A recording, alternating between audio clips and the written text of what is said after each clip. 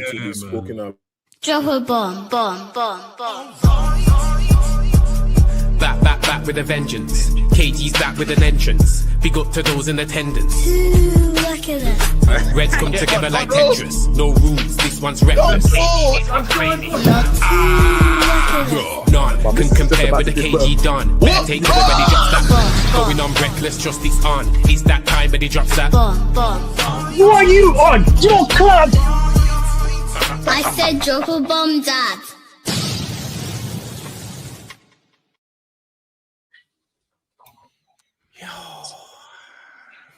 Another day at the office. Guys, hello and welcome to the Reckless Roundtable. Initially, the plan was to do 2 reviews next week, but I could feel the energy. I can see the comments on the Twitter. It's emergency meeting settings almost, isn't it? I don't know why. I don't know what the emergency is, honestly. Like, it's just another Only day. consistency you have is being late. Straight. We weren't even late. Like, we were 4 minutes early, bro. It's late, man. We were 4 minutes early. That man need to chill. You know the craziest thing? I swear this is the earliest we've actually done the show for a while. Right? Let's get How better. is somebody asking me where the GA is? I'm not the coach, bro. Like, you're not the coach or the player. It's nothing to do with you, man. I don't know where the GA is gone, bro. Like, it's just not there. Nothing to do with you. All right, let's jump into it. We do have more people on the way, but I couldn't wait any longer. I thought we have to get this conversation in. So, game reaction. Now, again, unfortunately, I was busy at the time of the match. Who's got something in the background? I think that's me. Let me check. Yeah, it was you. Right? Listen. So, I unfortunately was doing my job as a coach. Right. So I didn't get to watch this game live. What I did feel, though, is pretty much near the end of my session, constant messages. And I knew right then and then Man United had messed up somehow. I didn't know how. I didn't know what. I just knew something's gone wrong. And the craziest thing is, and you know, I've always tried to be on the fence, but I have to say, this is something that Amrin has caused, because I had no reaction when I saw the scoreline. I had none. I just said to myself, I need to watch this game and analyze what went wrong, what's going on, what went wrong. And then maybe I'll feel better or worse or not the rest. And I've done that today whilst working my job and trying to watch the game over again. And I'm going to let these guys talk before we get into it. But from what I've gathered, a lot of people have put the blame on Amrin. But I think I'm one of the people that's sitting here going, how are the players getting away with these performances? I feel like it's because nothing makes sense. Possibly. But we need to start questioning our players just as much as we question Amrin. I actually sitting here thinking, I need 4 of these players in the interviews afterwards with the manager. I need 4 of them, and I need all 4. They won't be allowed to. No. Like, it's crazy, bro. You guys don't want to hear it. You guys don't want to hear the truth from these players. Because as soon as the players say the truth, they are villainized. Oh, the player can't talk. Why are they saying this? You should just follow orders, right? So that's never going to happen. You man don't want to hear the truth. You don't want these players to be all NBA style, expressing themselves. If you guys did, trust me, we will know a lot more about Wagwan. A lot more. Sancho tried to just do the little this guy. Sancho tried to. Okay. You lost me. I knew. You know the thing is, I knew he was heading in that direction. I just wanted him to land first, so I knew when I was removing him. Sancho, the client. That's who you're going back to. Anyway, sorry. Let me read this message out now. Thank you for the super chat. Can someone explain the smug laugh smile, whatever Amrin did when that reporter asked him about Mainoo. So I did see this. My initial thought, or I thought, what the hell are you doing that for? Because you know that's going to be a story now. But I think it's fair to say that look, Amrin has an emotional side to him. I think it comes with being well, it depends how you want to deal with it. It's a young coach, inexperienced coach, or whatever it is. I don't think it's an excuse, to be honest. You're either angry or you just answer quietly. None of these smart ass things, right? I looked at that and he probably was sitting there thinking, and I'm going to say this, what the fuck was Mainoo going to do? That's probably what he was thinking. That's probably what he was thinking. And I don't understand why people keep picking up on this Mainoo thing, right? Because my understanding, I have seen him come on. I have seen him, he started one game. I have seen him come on. I've seen him start a game. And I don't understand what you guys are fighting for. Do you know what the issue is with Mainoo? Do you know what the issue is with Mainoo? It's almost bigger than Mainoo. It signifies what the club is about. No, we don't. We don't signify shit. Let me finish talking. Don't interrupt me, please. Let me finish talking. Let me finish talking. You see what I mean? It's almost bigger than him, right? I'll speak for myself even. I started supporting this club over 30 years ago. And what brought me to the club, Put your hand down. That's not something to claim, bro. We're claiming 30 years ago. Yeah. We're claiming it. What brought me to the club? Age, sorry to cut you off, Hawkins. Old age is a luxury that not everyone gets. It's a privilege. And we're not even there yet, Abs. And we're not even there yet. Just understand that, young man, bro. In any case, over 30 years ago, I started supporting this club. What brought me to the club? Man, wish they were young, bro. And what kept me was exciting football. Yeah. Ryan Giggs was my first football hero. Yeah. It can be hindsight, ill place, whatever. But he was my first footballing hero. Then Eric Cantona was my next one. I was strut around the playground, my collar up. Red was my favorite color now, and it still is as a grown man. Exciting football, young players. And then as time passed, I saw Andy Cole. He's a brother who looks like me. I saw the leadership of Roy Keane.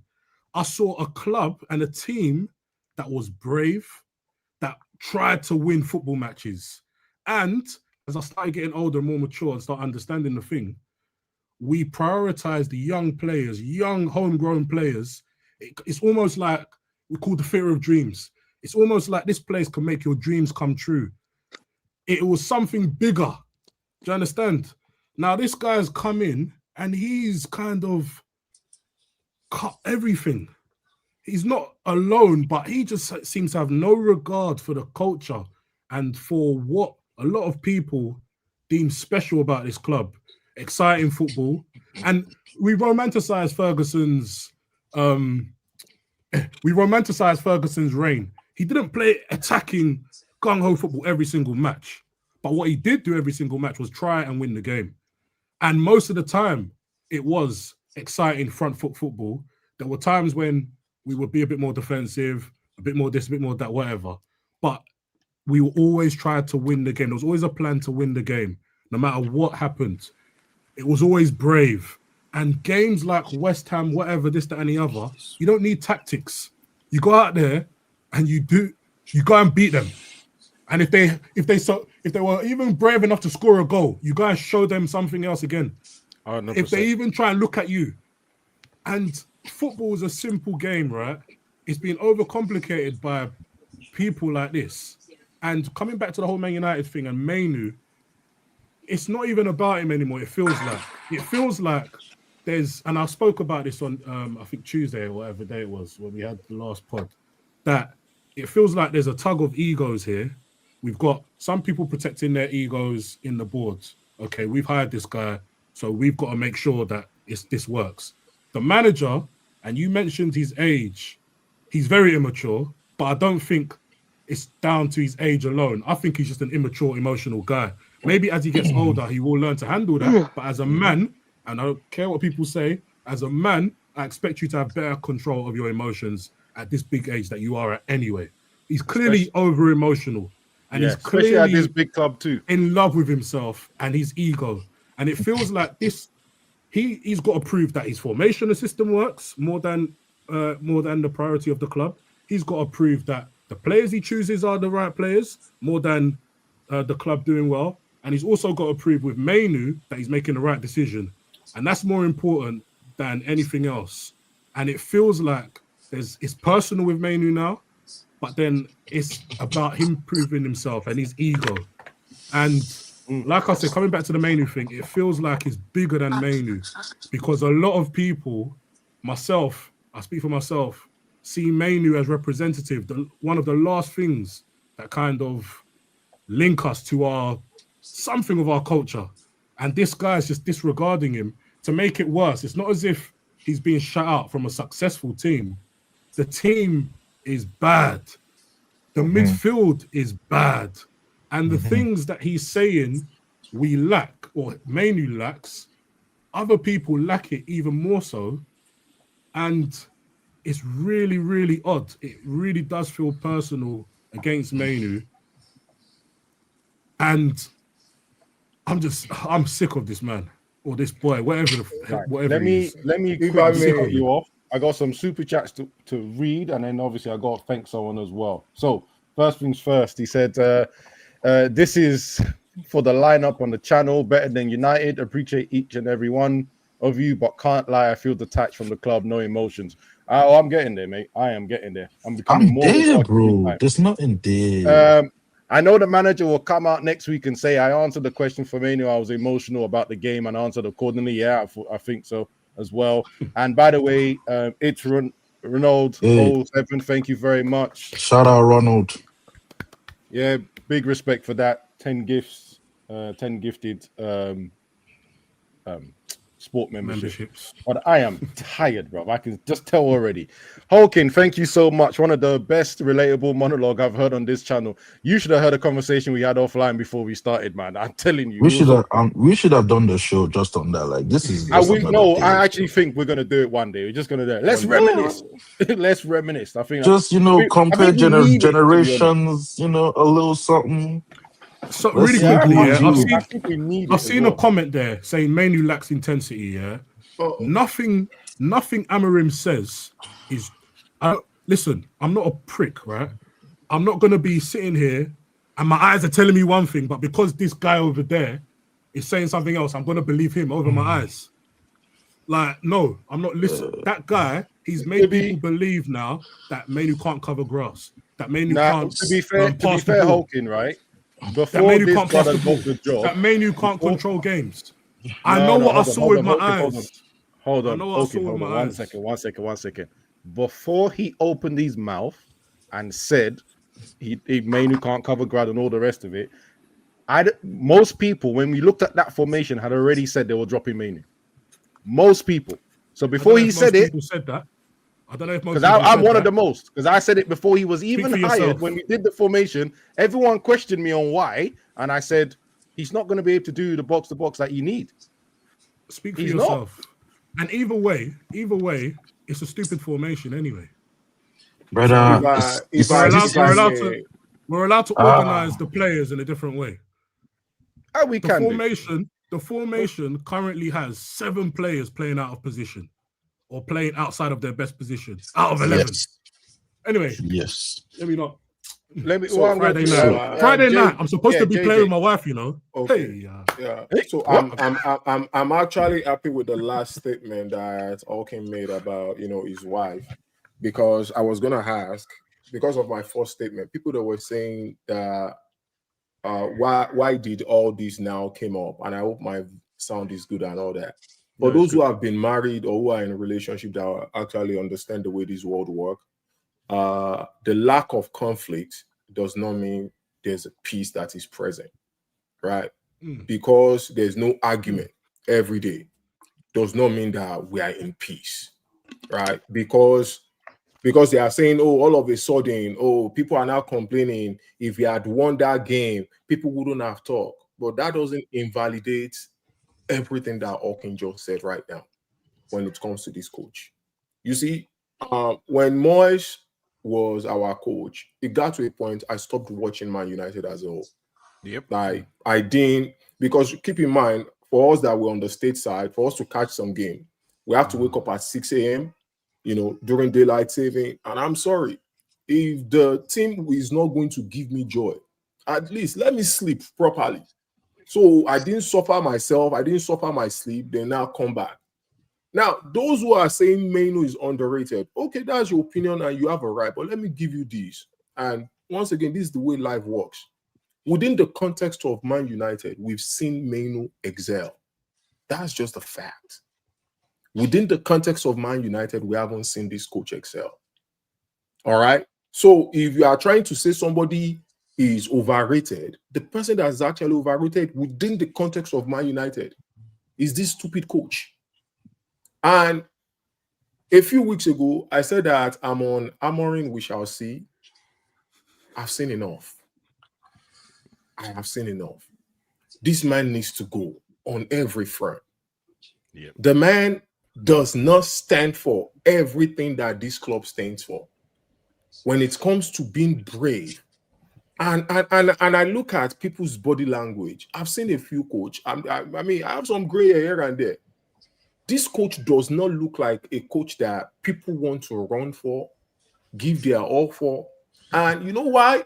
When your system is crap, when your system is not working, when you are adamant, and it shows in the behavior, and he's one of those people that he'll rather cut his nose. Is it? They say don't cut your nose to spite your face or something like that. That's who he is. That is who he is. And when we make statement, and if you don't mind, when we make statement like he has opportunity to have been given, he has opportunity to have been giving people playtime, right? But you are throwing 4 minutes here. They show a lot of records. Sorry, JJ. Everyone allow Charles, man. It's not his fault. He's trying to go super. Not even freaking Charles. Is Afro Charlie up top there that's preaching. It's not his fault. He tried going super. What's going on this afternoon? It's Friday. Charles is trying to go Super Saiyan, bro. He tried going Super Saiyan 3 and then he got stopped halfway through. Afro Charlie at the top. What happened to sorry, JJ. I have a joke for you, but I don't know if I should say it. I wanted my ear to breathe. Like, let me tell you, man, doing braids, pulling that thing to the back, man. I just need some fresh air on my head. That's why I'm rocking it this way. All right, but what I'm saying, like, everything. Product. I've never seen a bi haircut in my life. Oh, like all that stuff. Really, I'm a bi haircut on the side. Like, I could use some help with that. But I got you. I can't have you out on the mains with your beady beard and your hair looking like it dry out in the Sahara. Like it's stress of work. Let me tell you, we look like our team, man. Bro, let me be very honest. None of you can look into this coach and you tell me that you can identify the things that made you fall in love with this club in any of his ways. His play style. He talks well. Let me tell you. So Charles, hold on. Let me, guys, if you don't mind. Finish off. He talks well. You see, when you are emotional in the way you talk, you actually don't talk well. That is not a characteristics of somebody who knows how to talk properly. You just don't have press resistance. When they press him, he starts chatting their shit. And it's just so sad. Like, I look at, like, I'm at a place and I listen to KG and we hear his own. We will do it when I'm not doing Hey, I've got bones to pick with that KG. Me too. Because here's the thing. You said until Europe is no longer visible. Even if this guy gets us into Europe, let me tell you, it's not because we played well. It's because the league is poor this year. That's the only way this man gets us into Europe. And we're about to raise that. I don't think we can say that the league is poor. It will be because the league. Look at the people that are around us. The Newcastles of this world is currently around us. Once they figure out their shit, they're gonna leave us in the dust. That is okay. Liverpool will do the same thing. But anyway, the floor is yours. I'm updating it. I want this man out. I want him out. Honestly, I don't know why. Your time. Tell us. See, everybody's just vexed, but I don't know why. It's another day at the office. Yeah. Even you know what? I'ma just address the hair stuff right now. Yeah. Like, cause this is getting too much. Like the man that has been asking me the most, his hairline starts at the back of his head, bro, and he's trying to talk to me. Then on top of who's that? Captain is right there in the chat, bro. Like not trying to chat to me. Nah, I'm like everybody. I don't even want to begin to start, bro. I have smoke for everybody. Like I'm just gonna focus on the. Let me tell you, my hairline is all over my head. I still got more hair to give you. So man, them shouldn't be. Man, them should not be trying me right now. Back to Amorim, yeah. I don't know why you man are gassing this whole thing. Yeah, he's just being normal, bro.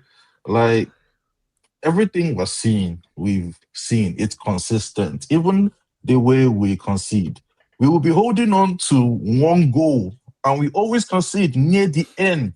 We would think, 80th minute, 86th minute, we've made it concession. So West Ham didn't surprise me. No matter who we play, we come down to their level. Yeah, it doesn't surprise me.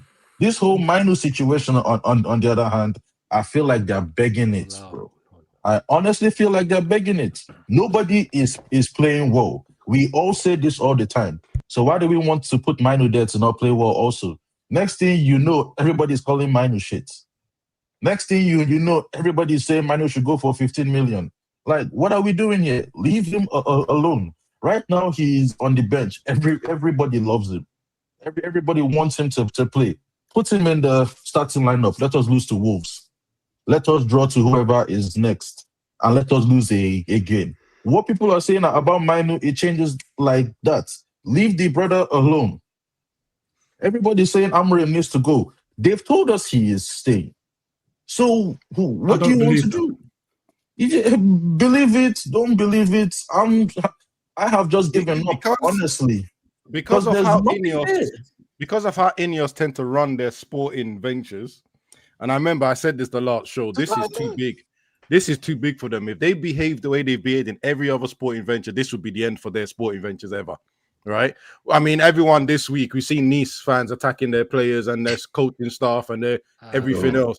I think you're underestimating. I think you're underestimating how big the Mercedes F1 team is and how lucrative that is. What may I, by the way. But they're still there, though, aren't they? That's the thing. But if they but they're back. Okay, but they're majority backed by Mercedes Benz. That's why. If you look at Ineos's ownership since they took, I'm an F1 nerd, isn't it? But if you look at Ineos's ownership since they took over during this era, which is 2021, they've not won a world title after being the most successul team. They were dominant for a while. After being the most successful team, like seven straight drivers world titles for two different drivers. The most successful driver statistically in F1 history in Lewis Hamilton, who they could not hold on to, who's now gone to Ferrari. Are calling it Hot Wheels, bro. Yeah, but vibes can only have like one conversation at once, in it. Like, you can't really. I understand. Yeah. Vibes is an F1 fan also. He's just trolling right now. But he's a big troll. If you can just go back to what I was saying on the Mainoo thing, yeah. I feel like people that want him to play, they just want to see him on the pitch to fulfill some kind of, I don't know. I don't even know why you want him on the pitch. He ain't gonna do nothing. We didn't look at that West Ham game and say, bring on Mainoo for a goal. I know I didn't. So it's much of a muchness. This season, we have seen games that were fairly good. The only game I can think of really that really shocked me was the Sunderland game. Beyond that, every other game has followed the same kind of theme. We're good for one half. Sometimes it's good enough to win. Sometimes it's not. Like there's nothing we can do. We just need to accept this manager and understand that any game we win, it's because of the players. Any games we draw, it's because of the players. And any games we lose at the same time, it's because of Amorim and the players. So it is Charles, what it is. I think you're chatting a bit of shit, you know. I'll be honest. Not really. Brother, and the reason I say this, is because nobody is shocked about what happened. We're making comment on the overall situation of what's happening. That's the first thing. The comments haven't changed since Grimsby, bro. It's long. Then you don't have to speak on it. You see, I don't have to speak on it. You man are just shouting for shouting's sake now. Because we've been saying the same thing. See, no, I don't mean obviously shouting. Hell, you're Nigerian. We know we're not shouting, man. Yeah, so it's just the thing is, right? From the beginning, there's a serious problem here, and we know there's a major issue with the club, but there's an obvious issue on the pitch as well, and some of them have easy fixes. But it seems not under this manager. But this manager isn't the last person on the planet. But for Ineos, apparently he is. No, one doesn't have to accept rubbish because some next guy said he's staying. Owners say people are staying all the time. They give them vote of confidence all the time. They say this is my guy all the time. They sign contracts for 5 years saying this is my guy and then sack them within months all the time. So if I'm seeing rubbish, it doesn't mean that I'm just going to accept it because somebody said it's okay. No, it's rubbish and I will comment on that. People are within their right to comment. It doesn't mean they're shocked at what's happening. Nobody's shocked. But the point is, people are making commentary on the nonsense that's taking place. There's nothing wrong with that. I'm not Can we move past all this? No, I'm not getting at you, Hawking. Is that when you get the chance, you need to fight back. Anyway, is that at me, we're gonna bro? go quickly. Somebody get them Interpol watch list, bro. I want to see something. We're gonna go through quickly. It's gonna be Pav, Riri, then Wajid, and then we'll move on to the next topic. Although it has been mentioned a little bit, but just quickly, let's go through some of these super chats.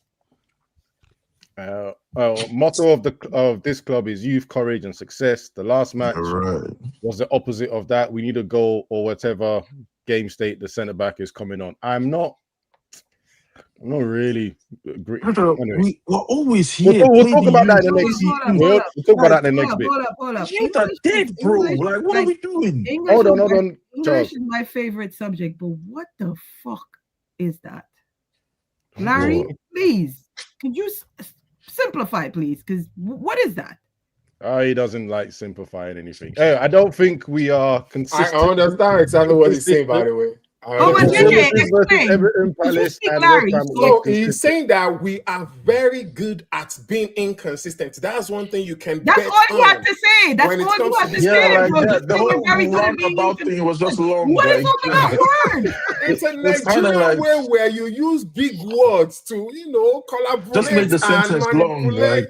You know the thing is, I didn't want to. I'm finishing the word count, bro. You didn't want to waste his Nigerian thing, but deep down, the moment I read it, I said, "Jesus, my dad talking, bro. What's this extra words for, man?" Bro, man had to finish the word count. Really? Go back and eat or whatever it is, man. Back in secondary school, they will ask us to write essay and we'll say 1,000 words. And you gotta find a way to fill all of those words in. You understand? Yesterday, when I was in my house bro, just be writing rubbish for like 300. I'm sorry, Abs. My bad. Please. No, it's fine. It's actually funny. Pav, game reaction. Although I have heard you say your game reaction earlier today in the other show, but yeah, go ahead. And guys, it's gonna be short because he's gonna repeat the same things we've been saying since January, basically. So. Yeah, fucking shit, mate. Fucking shit. What else can we say? It is bare shit. Like, people are saying this is the longest I've been quiet. I'm just here as like I don't know what I'm doing here today, but I thought fuck it, why not? The last 2 days I've had is just mad. The game, I thought the game could have been the worst bit, but it wasn't. Yeah, this is how my 2 days have gone. Yeah. It involves 9 police cars, a failed flight attempt, and a fucking pizza delivery guy. And then you got Man United on top of that. Yo, Pav, I didn't so know that's how my last two. Yo, Pav, that's how my last 2 days have gone. I didn't know you lived in Bradford. 9 police. You lost me at 9 police cars. I ain't gonna lie to you. You absolutely lost me on that. I didn't do anything wrong. How are you still I out? said 18 ops, bro, for no reason. What did you do, bro? What did you do? That's how my last 2 days have you been. saying money ain't a problem for you. What did they catch you with, fam? He hired an RS3 and was going down Edgware Road in a bunch of seconds.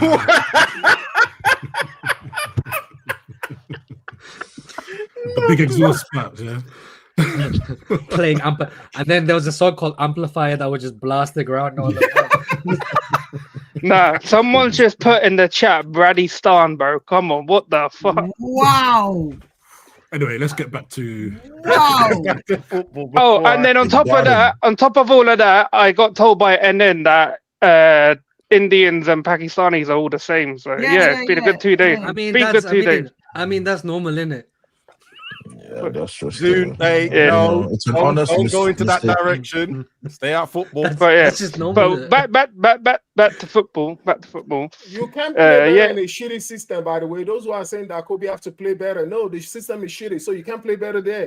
No, he also has to adjust. So let's not do that. Let's not do that. Give Pav his I don't get that, though. give Pav his time. Sorry, guys. Pav, go ahead. Sorry. Yeah, look, it is shit. Everything I'm seeing is shit. I don't understand. Like, I said to KG earlier today, I was like, I saw that Arsenal game at the start of the season. I was like, shit, is this what we're going to try and do this season? But that shit lasted 1 week, bruv.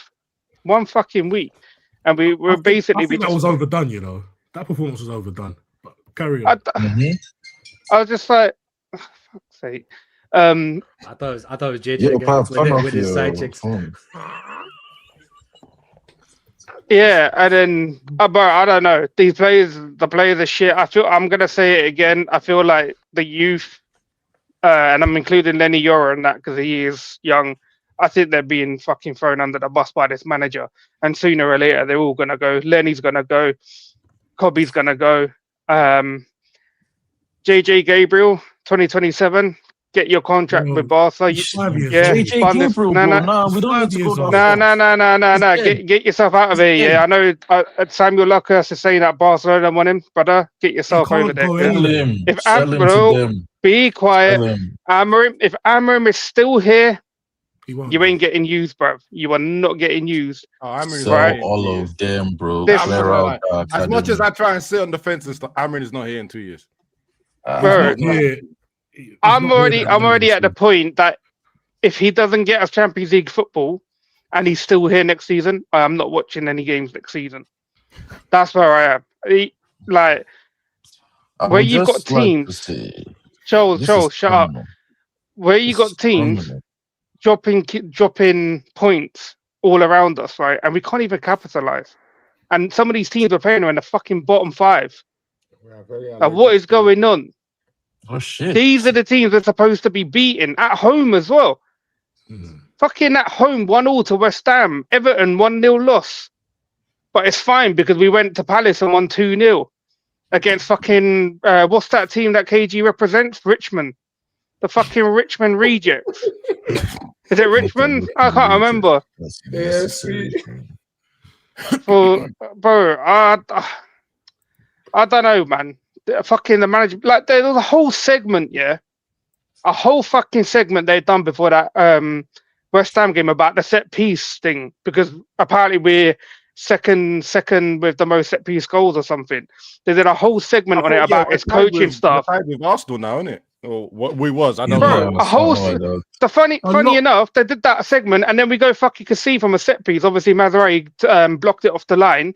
But it's still part of another set piece where we can't fucking defend. Yeah. I have to be honest, guys. Yeah, my bad because I actually really wanted to take a screenshot of that corner because I need to. And by the way, Ornstein's just dropped that Semenyo said he's ready to leave in the winter. So I don't know if this club wants to go fucking pull out some coins and that's but play him. Do us a favor. Do what with him though? Do what with him? Well, realistically speaking, if we're realistic, he starts ahead of Cunha. But then again, this guy he does. Cunha has been stinking it, bro. So another player out of position, back, bro. Nah, like our wing backs need to be wingers, which is mad. Honestly, it don't make no sense. Wing back is a position. Yes, our manager doesn't care. Stop talking about the manager. Why? Like, he's our manager. Like, what do you want me to say? He's your manager. He's your manager. Man United fan, he's our manager. You and I. In any case, when we watch him Monday, he's in our dugouts. He's not my manager. I don't know that. I don't see the dugout. I don't see the dugout.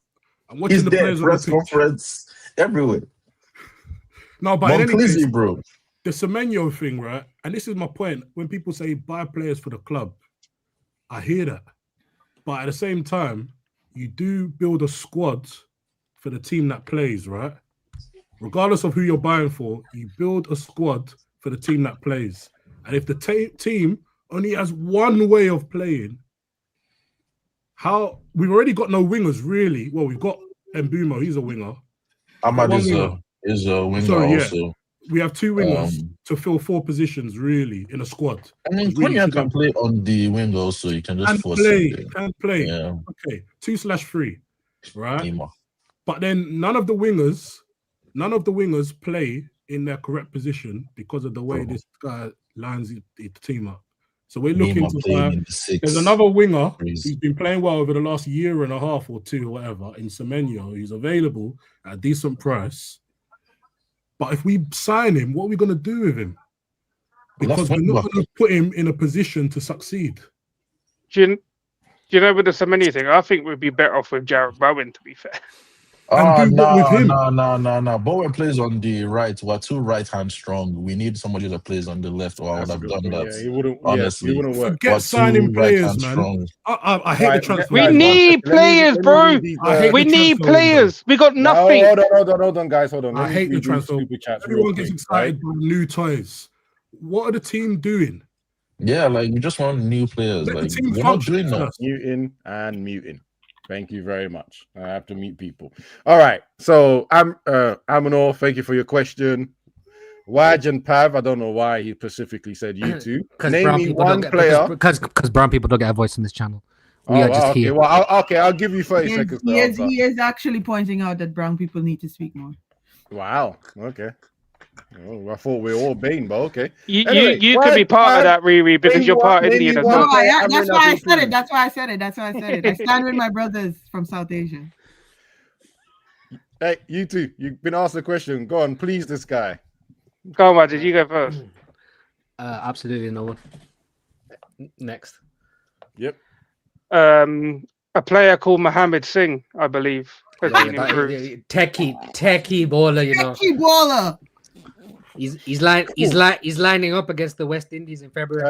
Yep. If Semenyo comes, our manager would turn him to poop. Everyone else is, so I can't even argue with that. To be honest, I can't argue with and that. And KG scouted that baller, by the way. I don't know if you just wanted to know. KG scouted him from Kashmir. What? He was right on the border of India and Pakistan. That's how like you don't know if he's Indian or Pakistani. Right by the brick that has the year on it.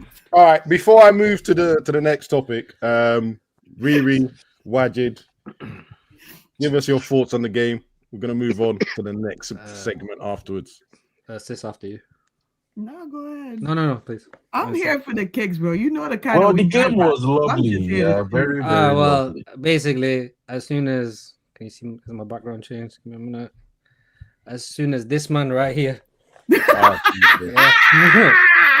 As soon as this man right here. Let him speak. As soon as this man right here. Predicted. Oh my god! As soon as this man right here. Predicted. Who is he supposed to be, bro? You should not have muted me for this. It doesn't even matter. It's supposed to be death. That's wrong. There's a reason I call him the Black Death here. It looks evil. Right. As soon as that man predicted a draw, a win. It was done. Do you not see me and Pav's on the not Pav, Waj's underlining honestly, as soon as he predicted a win, it was done. Like Charles, our fans are complaining about you. Don't worry, the mute button will be strong soon. No, I've already answered them. It's calm. Yeah. Look, I'm just gonna end up sounding like a broken record as well. Players weren't good, subs weren't good. He's clearly lost control of his emotions. I think he's lost control of the dressing room because the post-match comments and the way he's just arguing with journalists is just getting pathetic at this point. It's just constantly combative. Like, he doesn't want to answer the question on Mainoo, for example. He pretty much laughed at one suggestion that he's Kobbie Mainoo's an offensive player. He can't. He had a word with Mazraoui because of what Mazraoui said post game as well. Wait, what? What did Mazraoui say? Yeah, he said that it's becoming to the point where he said basically it's becoming disappointing every game. Swear down. Okay. Yeah, I think he said something. He said something along the. He said something along the lines of, is it fun to play? Is it fun to play football or something? He goes, nah, it's the same every day. Yeah, that's it. Same old, bro. Yeah, they're players. They're players, no. So then when I'm gonna give you some audio. So then Amrin said, I'm gonna have a word with him behind closed doors because I need to have the word privately. So it's just the same stuff. Obviously, all of us in this room today still have the same amount of Premier League assists as Cunha has this season. Techie baller. Know what I'm saying? That's just to let everyone know right now. Wrap up in his head is saying, Mazraoui gone. You know he's saying that. He would.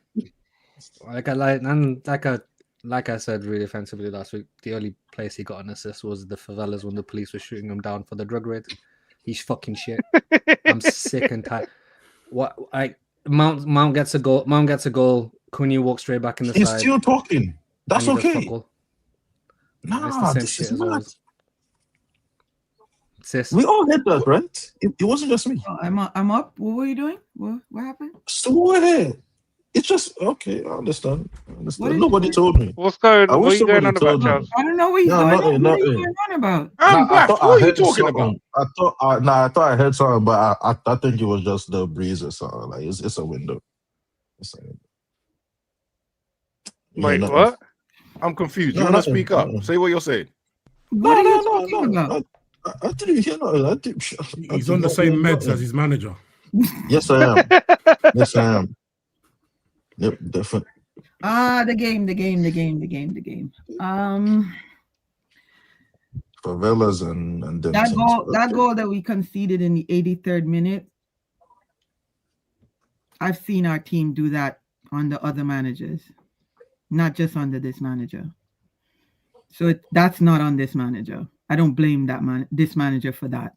Our team has done that on the 4 or 5 managers now, where we are, even if we're trying to scumbag a win, they will literally the 83rd minute, you couldn't defend a set piece and see the game out. That, to me, is mental weakness on the part of our players. And we've been talking about that for time under several different managers. The manager, he got a couple of subs wrong. Cunha is not one of them. Ugarte, I don't think should have come on. I honestly think that he should have brought Kobbie on. Ugarte can't make a pass 2 feet in front of him in any of the games he's been either. I don't know. Did he even start a game this season? He has. He can't make a pass 2 feet in front of him. Scared. I would have kept Xerxes on. I definitely would have kept Xerxes on. Everybody keeps saying the reason Dorgu came on is because Dallo got a knock. I don't know how true that is. How if that's actually true. Actually, 3 changes. But if it's not true, I wouldn't have put Dorgu on that pitch. His confidence is shit. It's non-existent. You can see by the way he's playing. He's not confident in moving the ball or even passing the ball forward. And that in itself, I think the manager, this is the first time I didn't listen to his presser because, I've got so much going on. I didn't listen to the presser, but I think somebody did say when asked about that particular sub, he stated that, it's a lack of confidence with the way he's playing. Oh, stop it. So, oh my God. Stop it. No, don't even worry about it. But I'm gonna ask anyway. But I want to. He did go out of his way to drop Euro, which is crazy. For me, that's how I saw that game. Even if we had scumbagged that win, I would have been fine with it. But the players also dropped the ball in the 83rd minute. I'm sorry. They did. And nobody can change my opinion on that one. Did you say you would have? You can go ahead and answer this quick. I would have been fine if we had scumbagged the win. I didn't give a shit how we played. If we had won, definitely. I don't give a shit at this point. Just win a game. That's where I'm at. I'm like Pav. Just win. I don't care. Exactly. That's what it. Don't care. Thank you. We just need to win. Style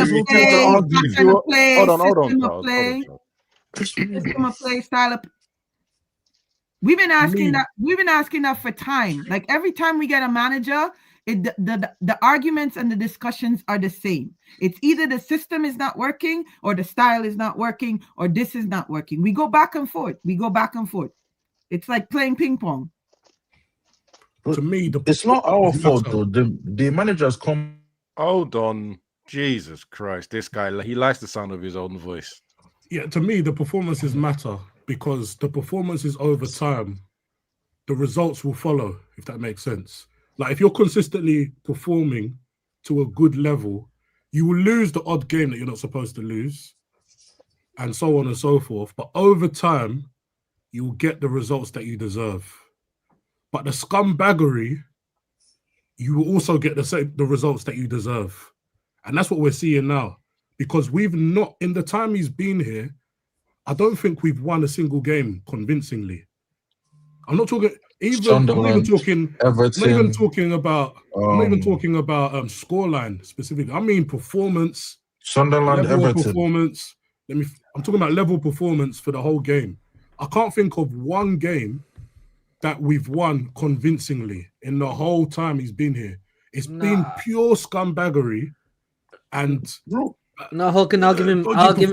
No, as Charles said, I'll give him Sunderland.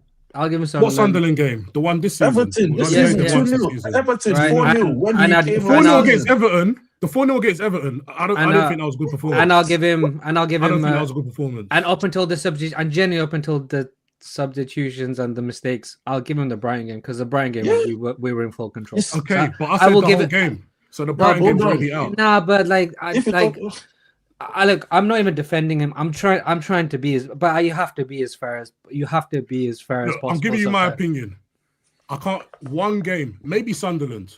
For me, that's the only game I agree with. Having said that, even if I call you right, you've mentioned 3 games in a year.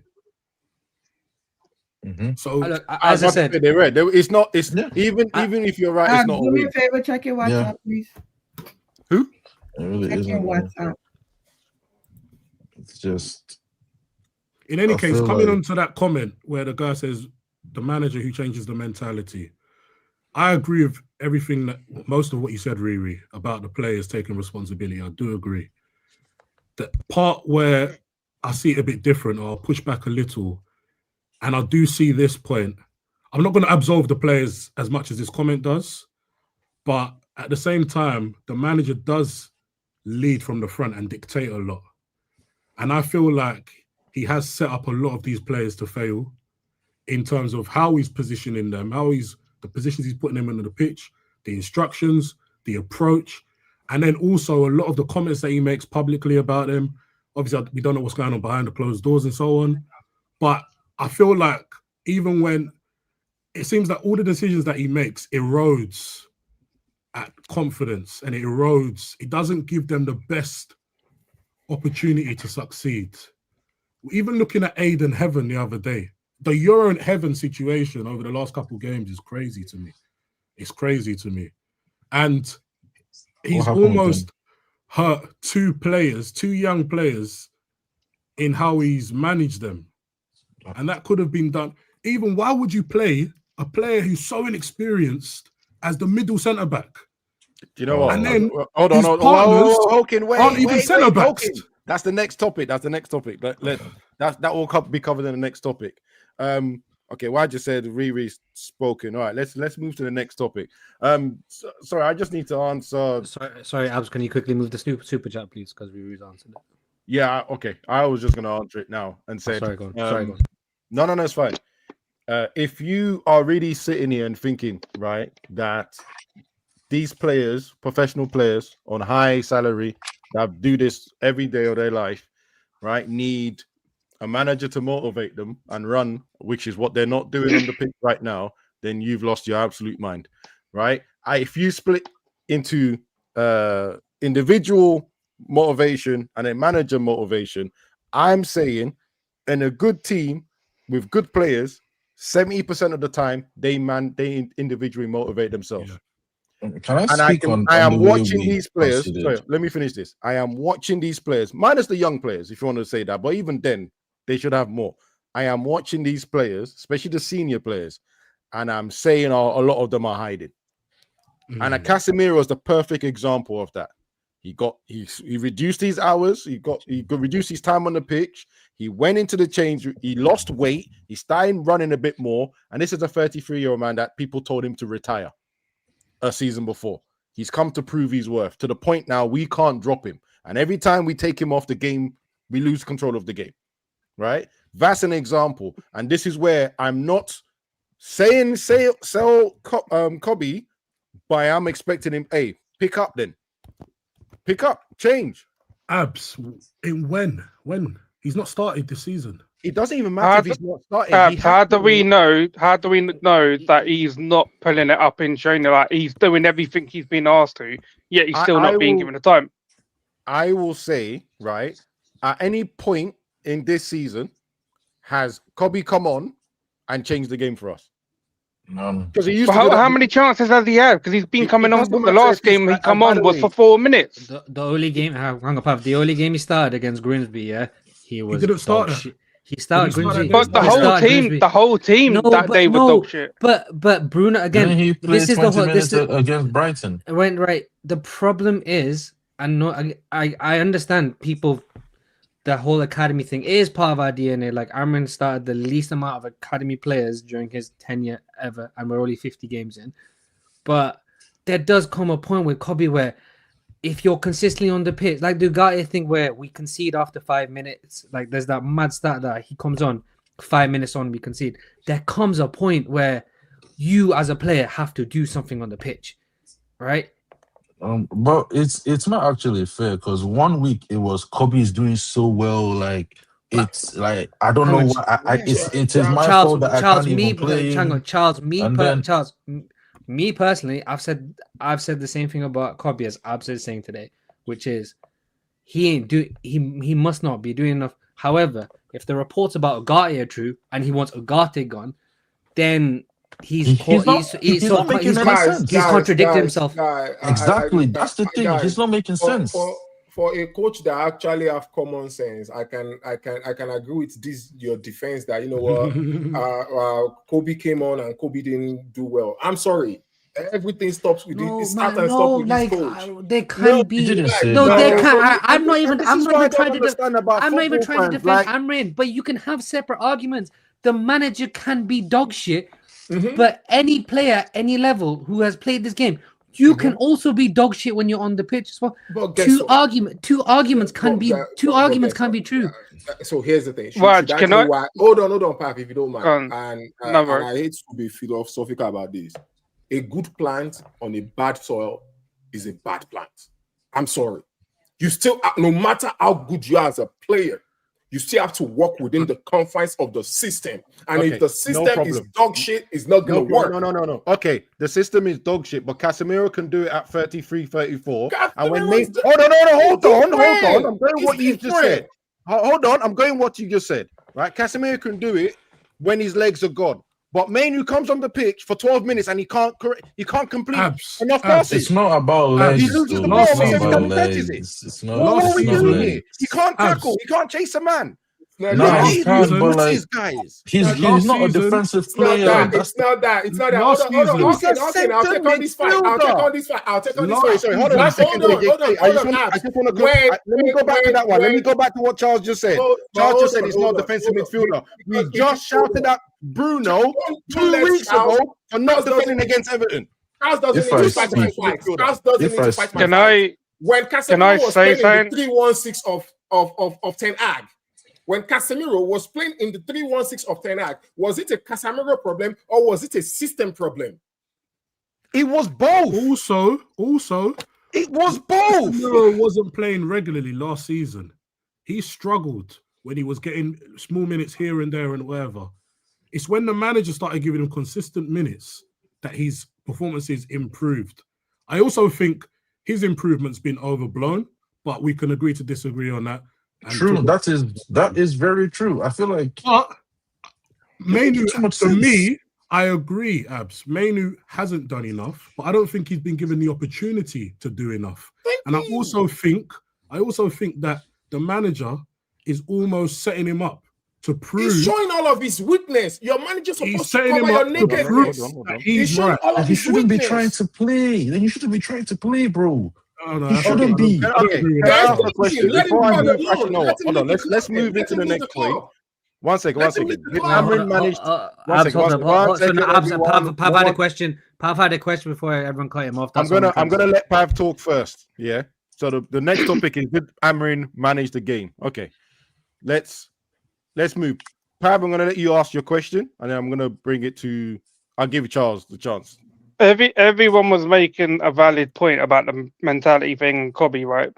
But when you've got a manager at the beginning of the season telling the press, this kid has got a fight against Bruno, you've got no fucking chance because the guy always plays every fucking game. So where's this kid supposed to get his chance from? Yeah.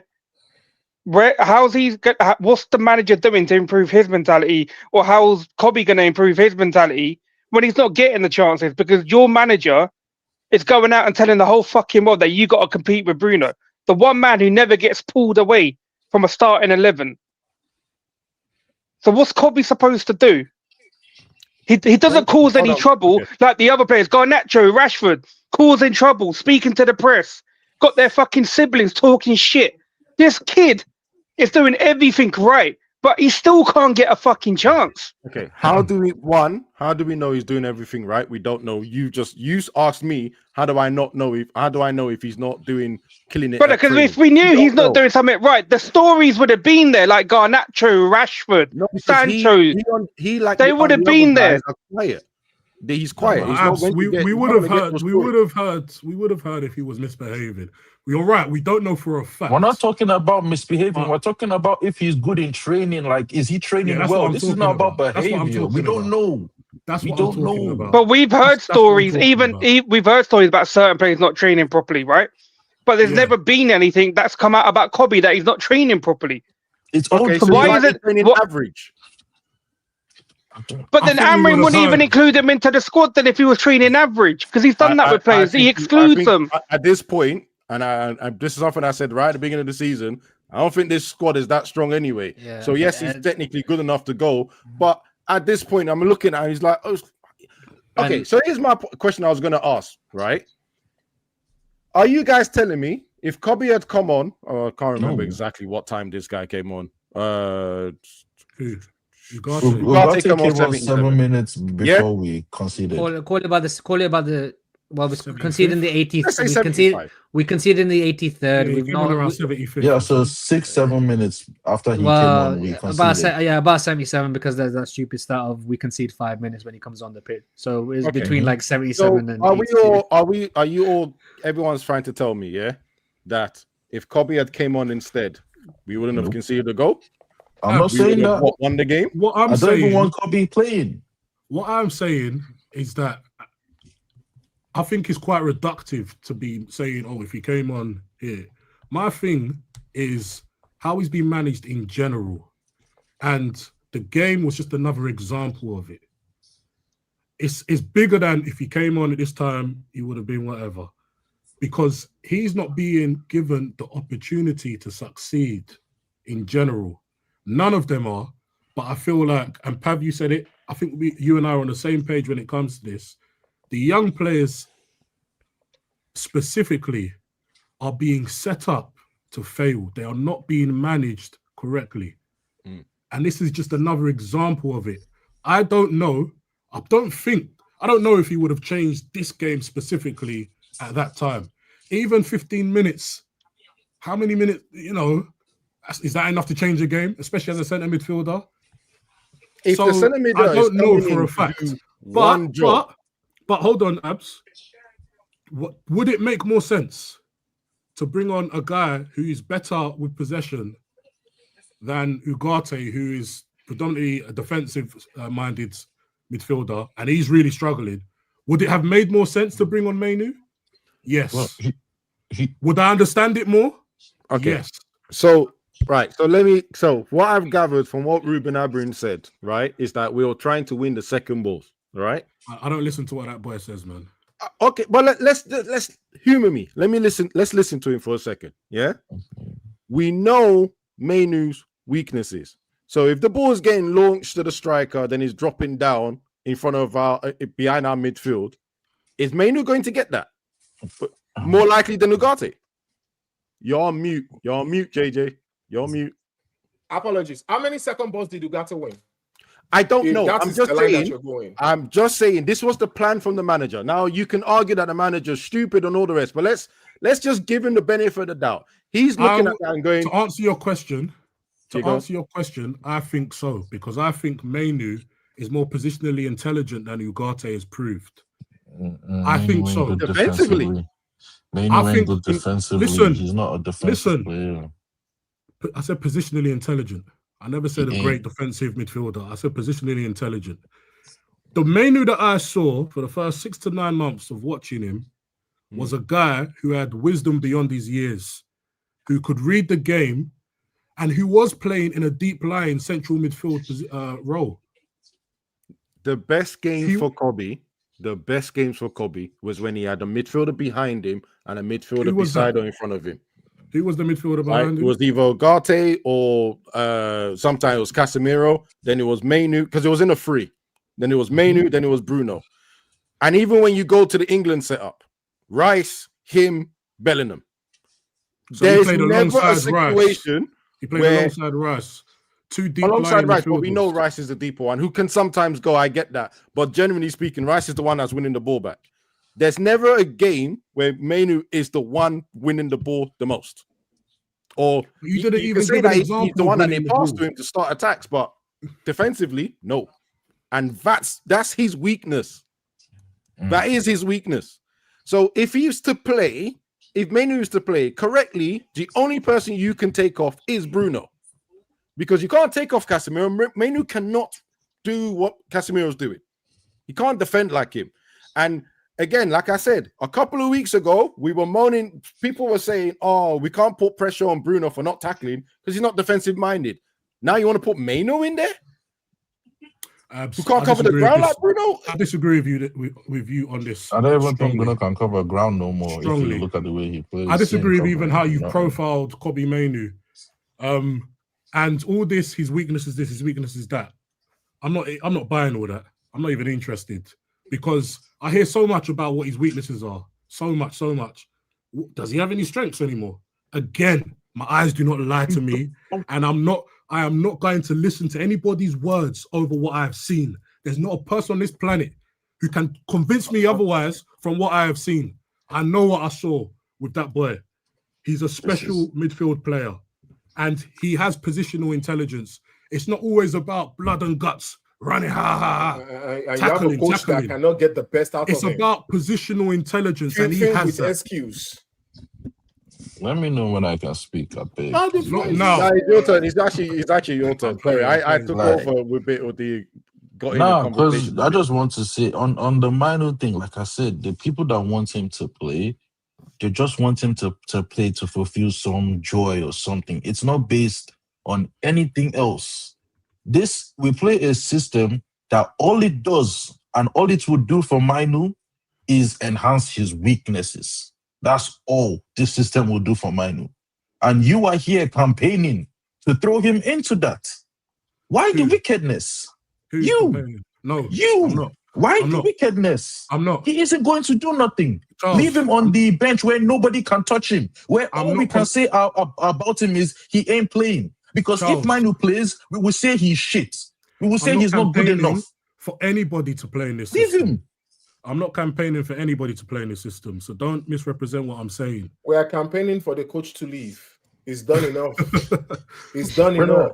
A simple 4-3-3, 4-2-3-1 will do me fine. It's never happening. It's never changing. It's never going to happen again at Man United. That 5? No. I'm talking about Amorim. As long as this brother, Amorim. Listen, who said they're fasting? I might have to join them. Listen, Amorim. Listen, he'll be gone in January. Please. Like, I've never wished us not to do well so that this guy can get fired. That's the way I'm feeling right now. We can't do that. I want us not to do well so he can get fired. It doesn't work that way. You can't. Charles, here's the thing. I hate to keep suffering. All right? Everything about this guy, I've pointed to it, he's not going to change. And I don't see enough for him to guarantee us success. Buy him everything in this world. I'm sorry. A coach still got to be able to make a tactical adjustment.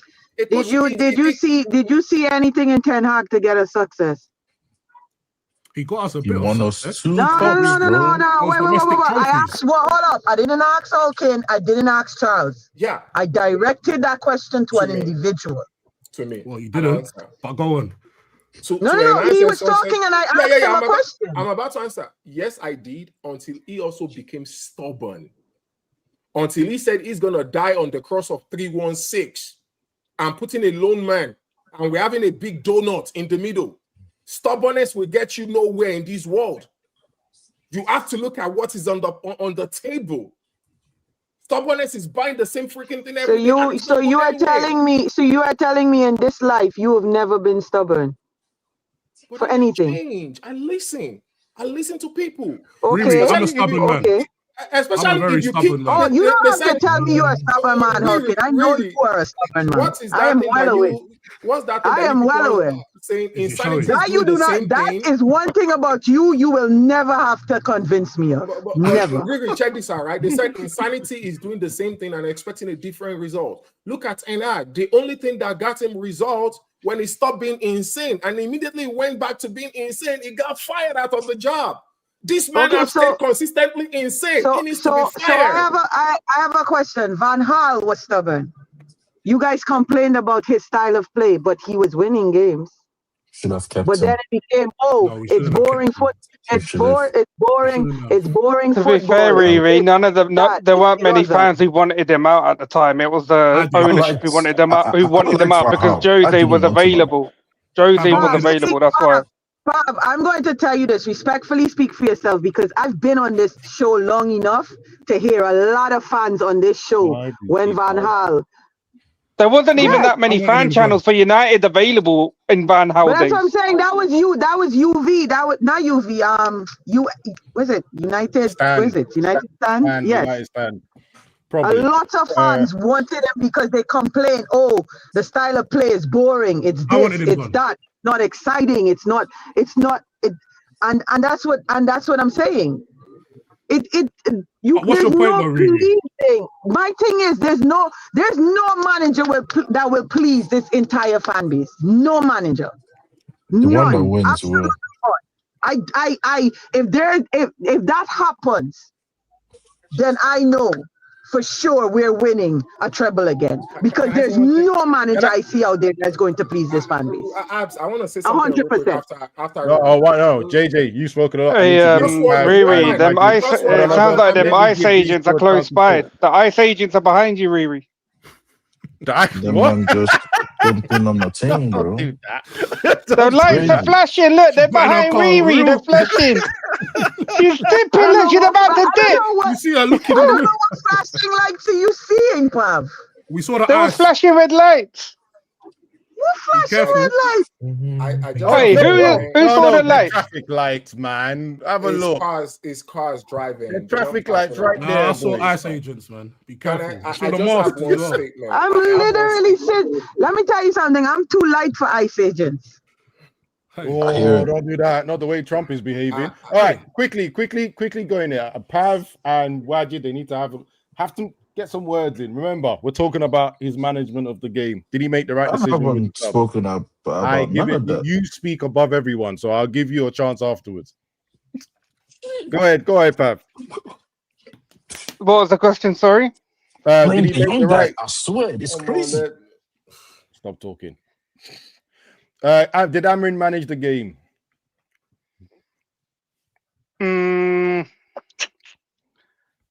First half, I'm going to say yes.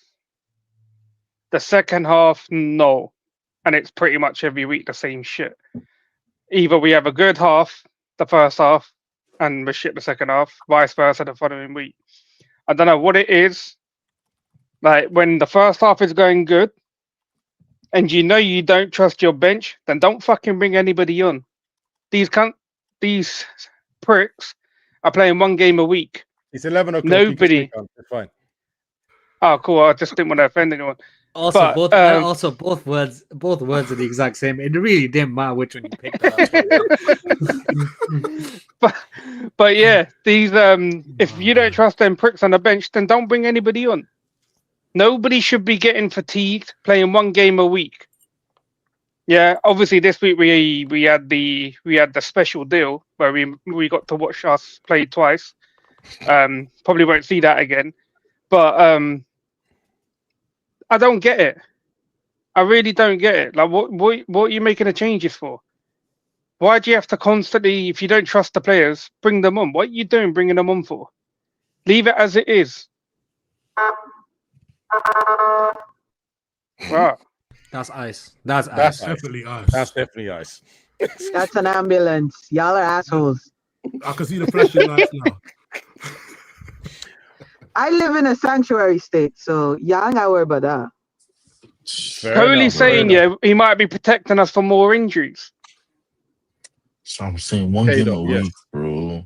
I swear, madam said we can gut this squad because we're playing one game a week. We cannot be in Champions League so that these players can train with one game a week. All of a sudden, we need Liverpool squad depth. Somebody help me here. I have a question. Hold on. What exactly is the topic right now? What are we discussing right now? Did Amrin manage the game well? Well, did he manage the game? And then you tell me if it's good or bad. Okay, go ahead. Charles, go ahead. Or Wajid, go ahead. Yeah, Wajid. No, Charles, go on. That's fine. I'll go then. Don't worry. Go on, Charles. I think Amrin managed the game to the best of his ability. I feel like we're not going to see better than this unless, the players are on some proper patch or whatever. So it is what it is. With the subs thing, she's getting pulled over, bro. They asked for the license and registration. Anyway, I don't really like some of the things the manager is doing. Like the goal we conceded. I was thinking back to the players that we had on the pitch to defend a set piece in comparison to West Ham's Giants. He took off Xerxes, who was one of our tallest players. I believe all we had was Casemiro and Lenny Euro. Everyone else was like not really an aerial threat, not really anything good, just there. And we considered from a set piece. I wasn't shocked. Him going out of his way to drop Euro, I was shocked about that one. I don't really feel like that's a situation that should have happened. I think if he was going to drop him and De Ligt played, you can put your hands up and say calm. But dropping him for Aiden Heaven that hasn't really touched grass, that's a different kind of disrespect in my own view.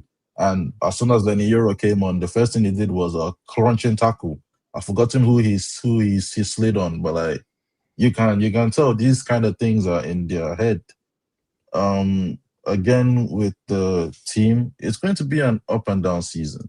It's going to be sometimes maybe good, most times shit. But what can we do? Like, we just have to ride on for our team. You know, you just have to be here, support Man United. There's nothing we can do until this manager leaves. I don't really want people to be cussing out players or saying players are shit and need to be sold, because as many people have said, this system don't help. This manager don't help. He will say one thing this week, 2 weeks later he's saying another thing. 1 week this player is ready, the next week this player needs to do more. Like, we've all been here. Charles, we shouldn't be losing from what our you're head. saying, it's not the player's fault, it's the manager. It's not. You're not saying it's not both. I'm saying the players have their fault when it comes to us losing games. They make mistakes, they miss passes. We can criticize that. But I ain't about to say, yo, this player is shit, this player can't play. When every time But you're happy to do it. You're happy to do it. You're happy to do it with Højlund last year, no? No, because Højlund couldn't control a football. That's different. He can't control a football. Wait, like, he don't have the basics of a footballer.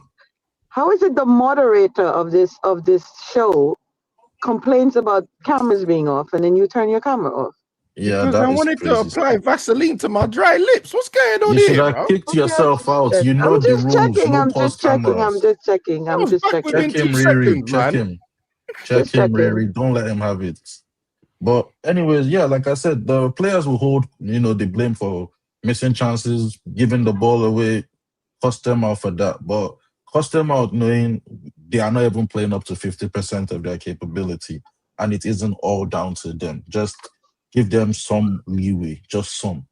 That's all. All right, let me just quickly run through some of the leftover super chats, and then Wajid, you go off, and then Riri will go after that. Because I want to switch it to, actually, we're slightly on time.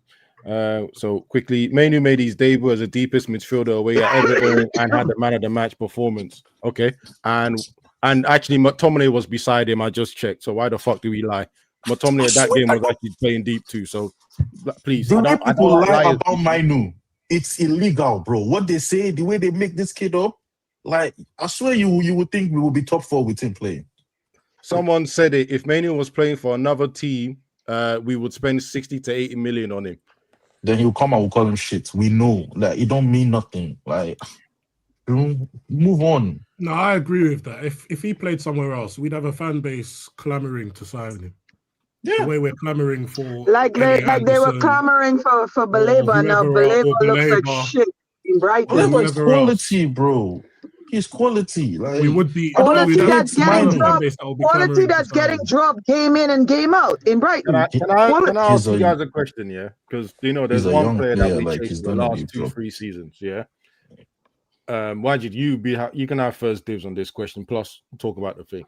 Would we sign Frankie De Jong for the way we're playing this formation? Not the Frankie. No, Frankie De Jong doesn't work in this formation. So would we then? Are we really sure we would have signed Mainoo in this formation? No, I don't think so. There you go. Cool. That's what I'm saying. The formation brings out all his weaknesses. Go ahead. Whoa, Charles, let him speak. Let him speak. Let Wajid speak. That's why I asked him first. I just wanted to know. Maybe I'm looking at something. No, I'm with you. Like, if everyone and the manager thinks Kobbie Mainoo doesn't fit in the system, why would someone who is fairly like for like in terms of Frankie De Jong, why would we sign Frankie De Jong and Frankie De Jong think Frankie De Jong fits in the system? That's just my opinion. I'm sorry, and what was the question again? Did the manager manage the game?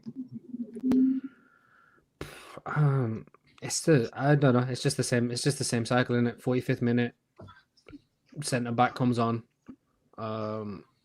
That was Heaven booked, I believe. Yeah, he was. Yeah, he was booked. That's why he came off, I think. Yeah, so do you know what? That one's fine. And Charles, I kind of want to make a thing. You said something about Euro. I don't know if anyone's seen the goal back. Euro loses his man for the goal. Everyone is looking at Ahmad, but Ahmad's marking someone on the edge of the box. Euro, I don't know if we zonal mark or man mark or whatever. That but guy he was drifts. alone. Yeah, he ain't good with crosses from what I've seen. So it's but he drifts off. He drifts off. Like it's just the same. It's the same cycle. Like we had 135 million pound of Prem proven attackers, and I'm gonna say something that people may not be happy with, but if you sign the best players from Wolves and Brentford, then expecting consistent 7-8s week in, week out when they come to Manchester United is not going to happen. This is not signing Van Persie. This is not signing Cantona. They are not that level. They are not that level of player, and which is why I said we overpaid for them the way we did. Now everyone crashing out, going, Mbuemo's been poor last 3-4 games. Cunha this, Cunha. Like if people actually watch them week after week, last year, this is what they did. Like Cunha, especially, he scores in bunches. He scores 2, 3, goes 5 or 6 missing, scores another 2, scores another 3. And look, we were worse than Brentford and Wolves, but cool, that's fine. But that's not our standard. It was a one-time. It was a one-off thing. They have now brought us to a level where, we are challenging for Europe, which is what the majority of people wanted. Now, if you want to go to the upper level, you'd now go to the Bayerns, the ACs, the PSGs, and spend the money to get championship level.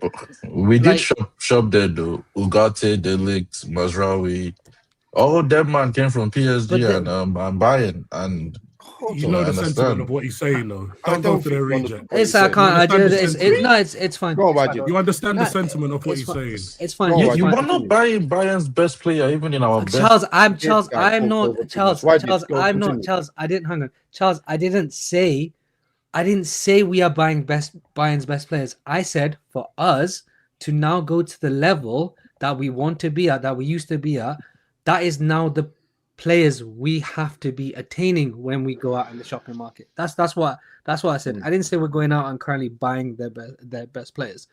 And that's why I bring up Cunha and Mbuemo, because all they've done is raised us to sort of the mid-table level, which is unfortunately what we are. It's consistent. It's consistently inconsistent. It is. We'll go to Liverpool, get a win, then we can't pull a goal out from anywhere when it comes to West Ham and stuff like that. I personally don't think this is the right manager. I genuinely think he's going to be gone in the summer. I think he's here till the season, but I genuinely just don't think he's working, flexibility and all that stuff. And again, we can get into the structure, change the structure. Everyone understands all that. That's a totally different show for a totally different time. But I'm going to give you this one to answer. Jesus Christ! I'm going to give you this one to answer on your way before we move to the next topic. So do you not consider? No. So who are your midfield targets? At this moment in time, I don't have any targets because I just feel like we are overgoing. We are spending big money on players that raises slightly, and not to the level where Charles, like yourself, when you come out of when under Ten Hag in year 3, where I agreed with you, by the way. So I'm not even throwing you on the bus. Where I agreed with you, if it gets to next season and we spent 400 million under this manager, people are going to be expecting something. But if we do not have 400 million pound worth of players that we've signed with the 400 million, another 1 year. God, I'm just giving examples. He has a good point. Like, if yo, we give I this can guy honestly more money, say, I can honestly say, can I speak on a topic? Yeah. You Niger men are really over emotional, bro. Like legit. Wad's made a comment. You're holding your head like your wife is leaving you, like you're walking out the house. Oh my God! He made a fucking comment. It's not written in stone. Imagine the possibility of Waji's comment that this guy can actually stay another one season. After this one, we are. But JJ, he's still. I'm not saying you said that. No. I am right. He realistically speaking, he has 18 months left on his contract. Yeah. Jesus. Unfortunately, no one wants to talk about. No one ever wants to talk about FPS on this channel because everyone consistently says, "Let's do what City did." Break FPS rules and everything will be okay and it'll solve everything. Let's have PSR. What is sorry, PSR. Sorry, my apologies. That was my. I was slightly baffled as well. No, I was like, that's my. You're the resident accounts guy. So I was like, I'm not an accountant. I'm an investment. I'm not one of those that says break PSR. No, but right, the Saudis buyers. Etc. Like, I was so glad I wasn't in that conversation, but the fact of the matter is, we are in. That's because we know you're the buyer. That's ups. We are in this situation, right? No one has £8 billion to buy Manchester United or to give Glazers the value. I said we got resident billionaires, bro. Then we just chatting, fam. Why just lying? It's lying. I said the network on this roundtable. JJ, show your screen setup. Nah, don't worry, man. Oh, damn! Hiding the bread. They got him. They got him, bro. Consortium, all them. Let me quick, guys. Can I make my comment now? Yeah. Go ahead. You see, my comment is simple. You see, success makes up for a lot of things in this world. Emmanuel, that is on camera. All right, give me a second. Move over there. 1 second. Excuse me. Oh, young boy. Bring him on the show, bro. Bring him on. On the show. So they can young kidnap him now out of the money I'm supposed to use for Manchester United. I have to now pay ransom. Real quick, my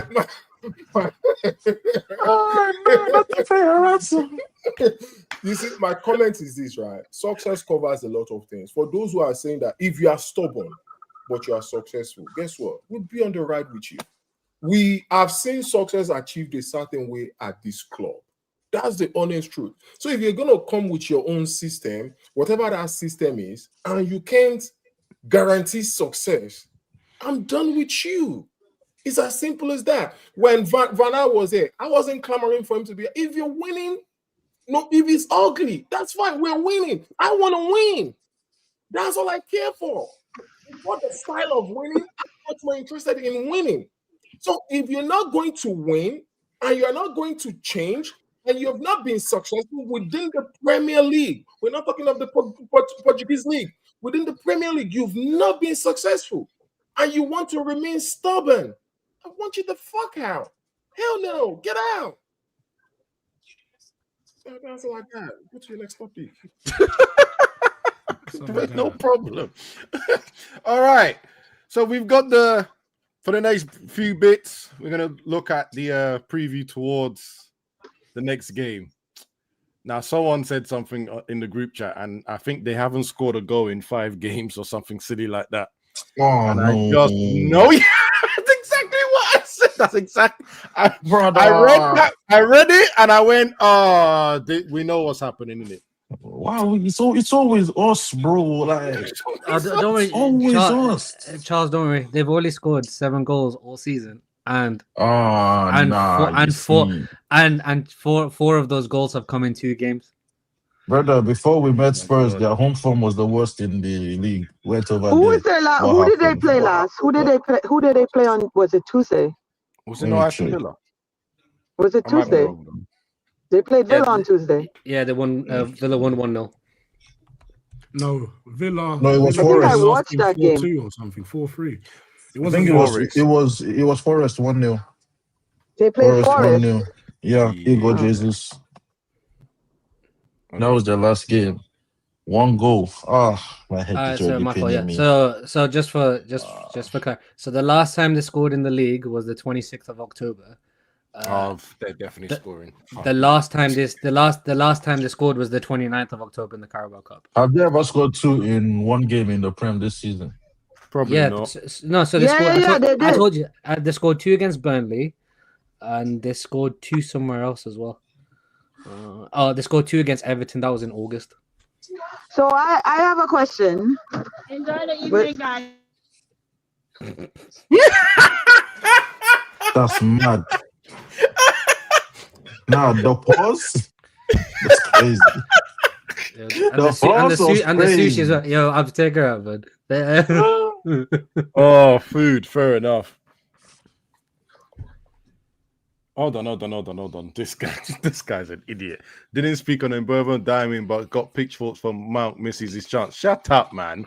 He did dive. Yeah, but he did dive though. Oh, he dived. Of course he dived. Yeah, definitely. Who's running the by? He didn't get a card for it. No card. No, because the ref was awful. The ref was really bad. That Heaven yellow was so unnecessary. Like, I mean, I don't know how. I also don't know. And then that one Bissaka yellow again. I mean, he didn't even card him. Like it's yeah. Well, we can't blame the ref. We didn't do it enough.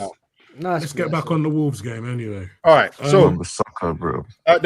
So does anyone know about? Although it is Friday, does anyone know about the injury? Because I was shocked when De Ligt wasn't in the team sheet.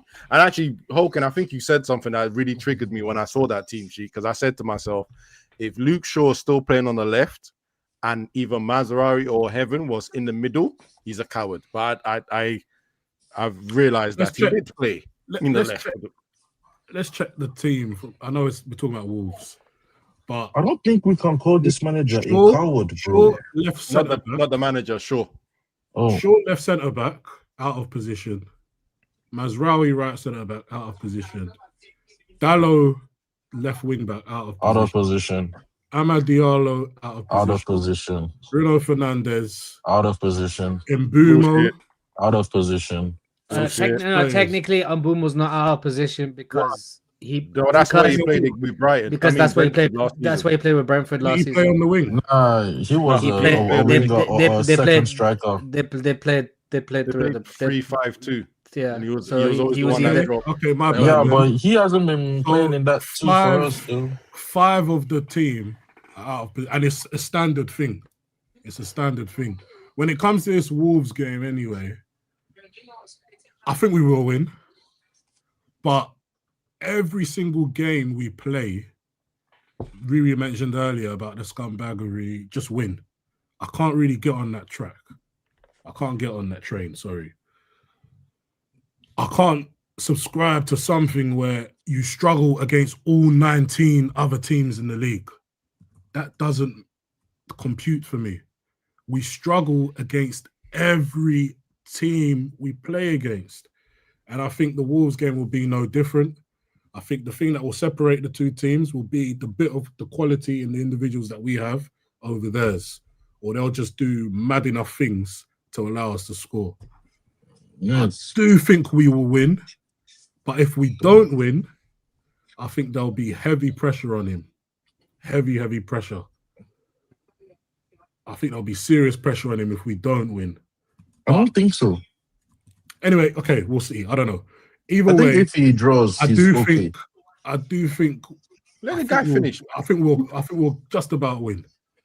And I'm not really great at predictions and all that stuff, but I just think it will be another game that we always see where we struggle and then we kind of get a goal or 2 out of nowhere. 2 if we're lucky. If we won the lottery, we score 2 goals.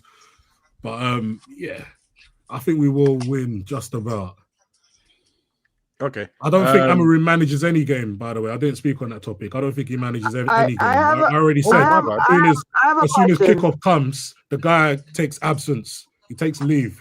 You might as well simulate. Press sim on That's a lie. That's a lie. I can honestly tell you that's a lie. It's not a lie. No, don't disagree. I've literally seen that he manages the game. You actually admitted that you do not watch the sideline. You cannot speak on that. You have admitted that you do not watch the sideline. You have admitted that you do not watch the sideline. You admitted you do not watch the sideline. You cannot speak on that. I can speak on what I like. The guy takes a leave when it's kickoff, starts looking up and down, sideways, panicking. He's pre-programmed substitutions. How are you speaking on that when you don't even watch the sideline, though? I'm not even sure why you're You don't watch the sideline. I'm not even sure why you're shouting. You disagree? Because right now, at this point, Hulkin, like I said, you don't want the manager. So whatever agenda you have, that's what it is. You admitted earlier in this show, you don't watch the sideline to Charles. It doesn't mean so in order for you, right? But in order for you to know if he's managing the game, you would literally have to be looking when they pan to the sideline to see that he's managing the game. And I've seen him managing the game. And I stopped looking because he doesn't manage the games. So he doesn't manage the game the way you want him to. Say that. No need to shout. Nobody's shouting at you. No, but what I'm saying is, say that he doesn't manage the sideline the way you want him to manage the sideline. I'm saying I don't think he manages the game. That's what I'm saying because that's what I think, and that is it. You disagree? That is fine. Disagree when it's your time to talk. No need to shout. In my opinion, he doesn't manage any game, and I don't see him managing this Wolves game. And I feel like it will be exactly the same as what we always see. I mean, the last time he managed the game, we made a meme out of it. With him DJing, so I don't know, man. I have to disagree. Which one was that? I've seen him talk. The Grimsby game when he had the whiteboard. When he had the thing and he was doing all this, they made memes out of it. Abs, you went back to a game, second or third game in the season because they made a meme out of it, so it's fresh in my mind. But I don't. The way he even looked when we lost the penalty shootout too, crazy. Yep. But I've seen him manage. The problem with him is that, and I think I recognize it from my own trying to be better as a manager is, one, you don't want to start talking on every, because he did it last season and it clearly didn't work. You don't want to micromanage players.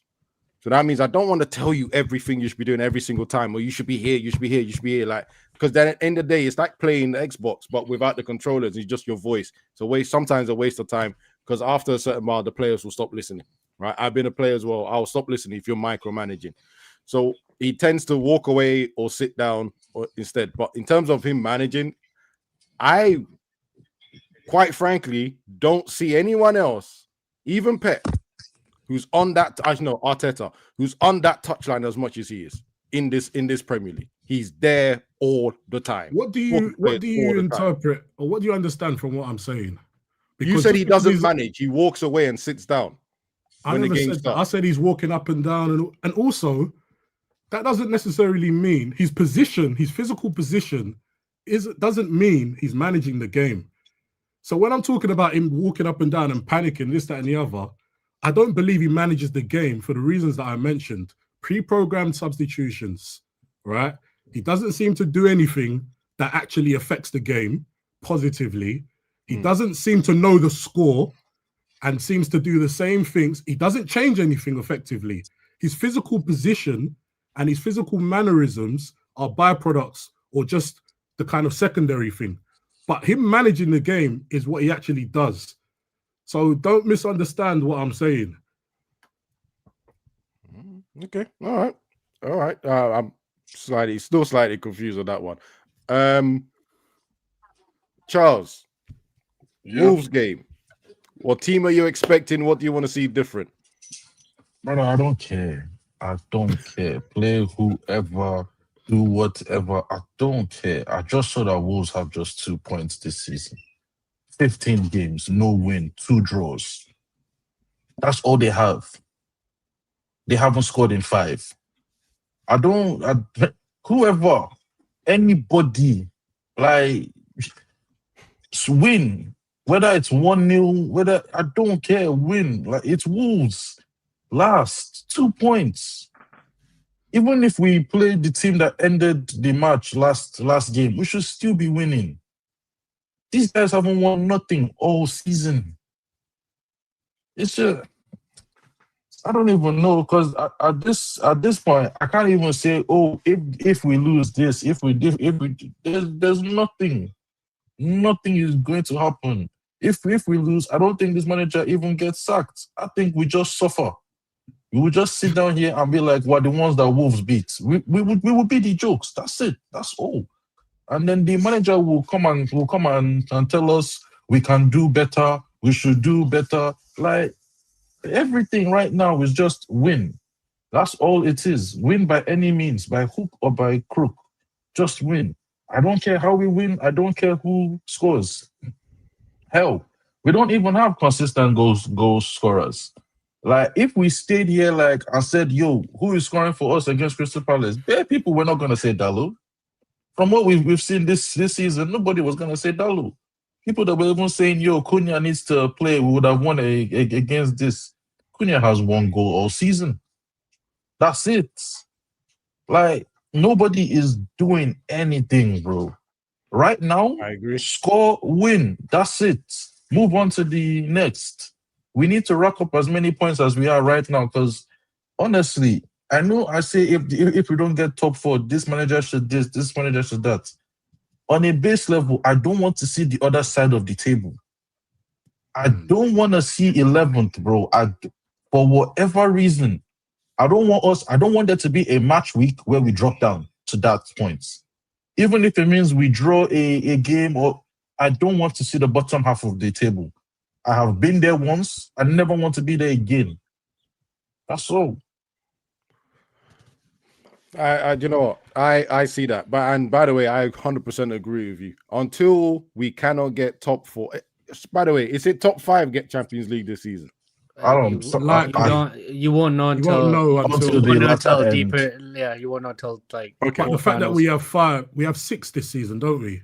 The fact that we have 6, it's likely Europa League because there's more teams to build more coefficient points. Yeah. So yeah, I mean, currently we're 1 point away from, let's just say, let's say top 6 if you want to put it that way, and 2 points away from top 4. He is not getting sacked until that is not possible. That's I think that's where the bottom line with. I think you guys are right. I hope and pray you're wrong. I think you're right. Yeah, I don't think he until that's like if they're looking at the flow of the game, the form, and they go right with his form, he's not going to make it. That's when he will get his back. Hence why I said I'm not worried about 2027. I don't think he'll be here until then, to be honest. And that's me being just honest rather than what I normally do is play the middle he's field. Doing something right if he's here 2027. So, you know, we just have to. You would have to be doing something right because the fans and the results cannot. You can have the yo-yo a little bit. I think some people are giving him a blind with the yo-yo results, like the way KG's talking. I've pretty much been like that. I expected the yo-yo results. Wajid, Wolves games. What do you think is going to happen? What I want to happen is he needs to win, and he needs to win convincingly because Wolves are dog shit. Wolves are on pace to currently on pace to be like the record lowest points gainers. Can I ask you a quick question? Mm-hmm. Has the Black Death did preview tomorrow? Previews tomorrow, Abs. Previews tomorrow. It's coming. No draw. We can't draw Wolves. Tune in. It's coming. We can't draw Wolves. We have to win. It's 2 points. But yeah, but in all seriousness, I think we're gonna. I do think we'll win, but I think it's gonna be one of those tepid, turgid performances that we've had all season. And you made the point you made about you expected a lot of people expected a yo-yo season. I said this to KG yesterday, and I sort of stand by it a lot. And because we had the conversation last week, in my opinion, I think a lot of people are giving him the opportunity and the chance because of how low he set the bar last year. Mm-hmm. I agree. By the way, we said it on Monday. We said it on the lot. We all said it. But no, just to reiterate. Mm-hmm. So because the bar is set so low, things like 3 wins in a row is an achievement. Things like one loss, eighth is an achievement. Things like 1 loss in 5, even though if you look at it contextually, they're really bad drop points. So I think that's why no people are getting to the point where they don't give a shit if we draw or win. By the way, Wolves. I know I was playing devil's advocate, but it's actually one of the things I said last week when I put that table up, and I said, based on last season, this is an improvement. Yeah. I know people hate when I say that, right? But that's because if you make a long-term plan, just because you might have a good season of buying transfers, like obviously everyone will look at this season and go, 200 million on strike on the upfront free, right? And go, we definitely will be challenging for this. Well, I mean, my man over here, Don King, said we're going to be challenging for the league if we get a goalkeeper. All right. And Unbeliever. I will get, and he did say Unbeliever as well. Right. And I don't, even if he had got those two, I still wouldn't have said we're challenging for the league. Right. Because there's so many things that you need to get in place to win a league. It's not just the first 11. It's if I put these players on the bench in the first 11 for whatever reason, can they maintain the same standard? And I knew immediately our bench can't do that. And I didn't even trust the first and 11. And Driz, you're 100% correct. But do you know what a lot of people, and myself included, have to maybe sort of accept? If this man gets Europa League football, he is going to be a manager next year. Yeah, but I genuinely think a lot of people are not accepting that. I'm one of those. Yeah. If he gets Europa League football, I think conference he loses his job. If he gets Europa League football, because that's what Man United budgeted for this year. They've budgeted for Europa League football, and then there will be some very interesting conversations in the summer, because then people will look at how much we've spent, how much he has spent over the last 2 years, and in my opinion, especially with the way Ineos have backed him this year, and sort of let him write off the season for the last 6 months last year, he will have been the most backed manager post Fergie in his tenure.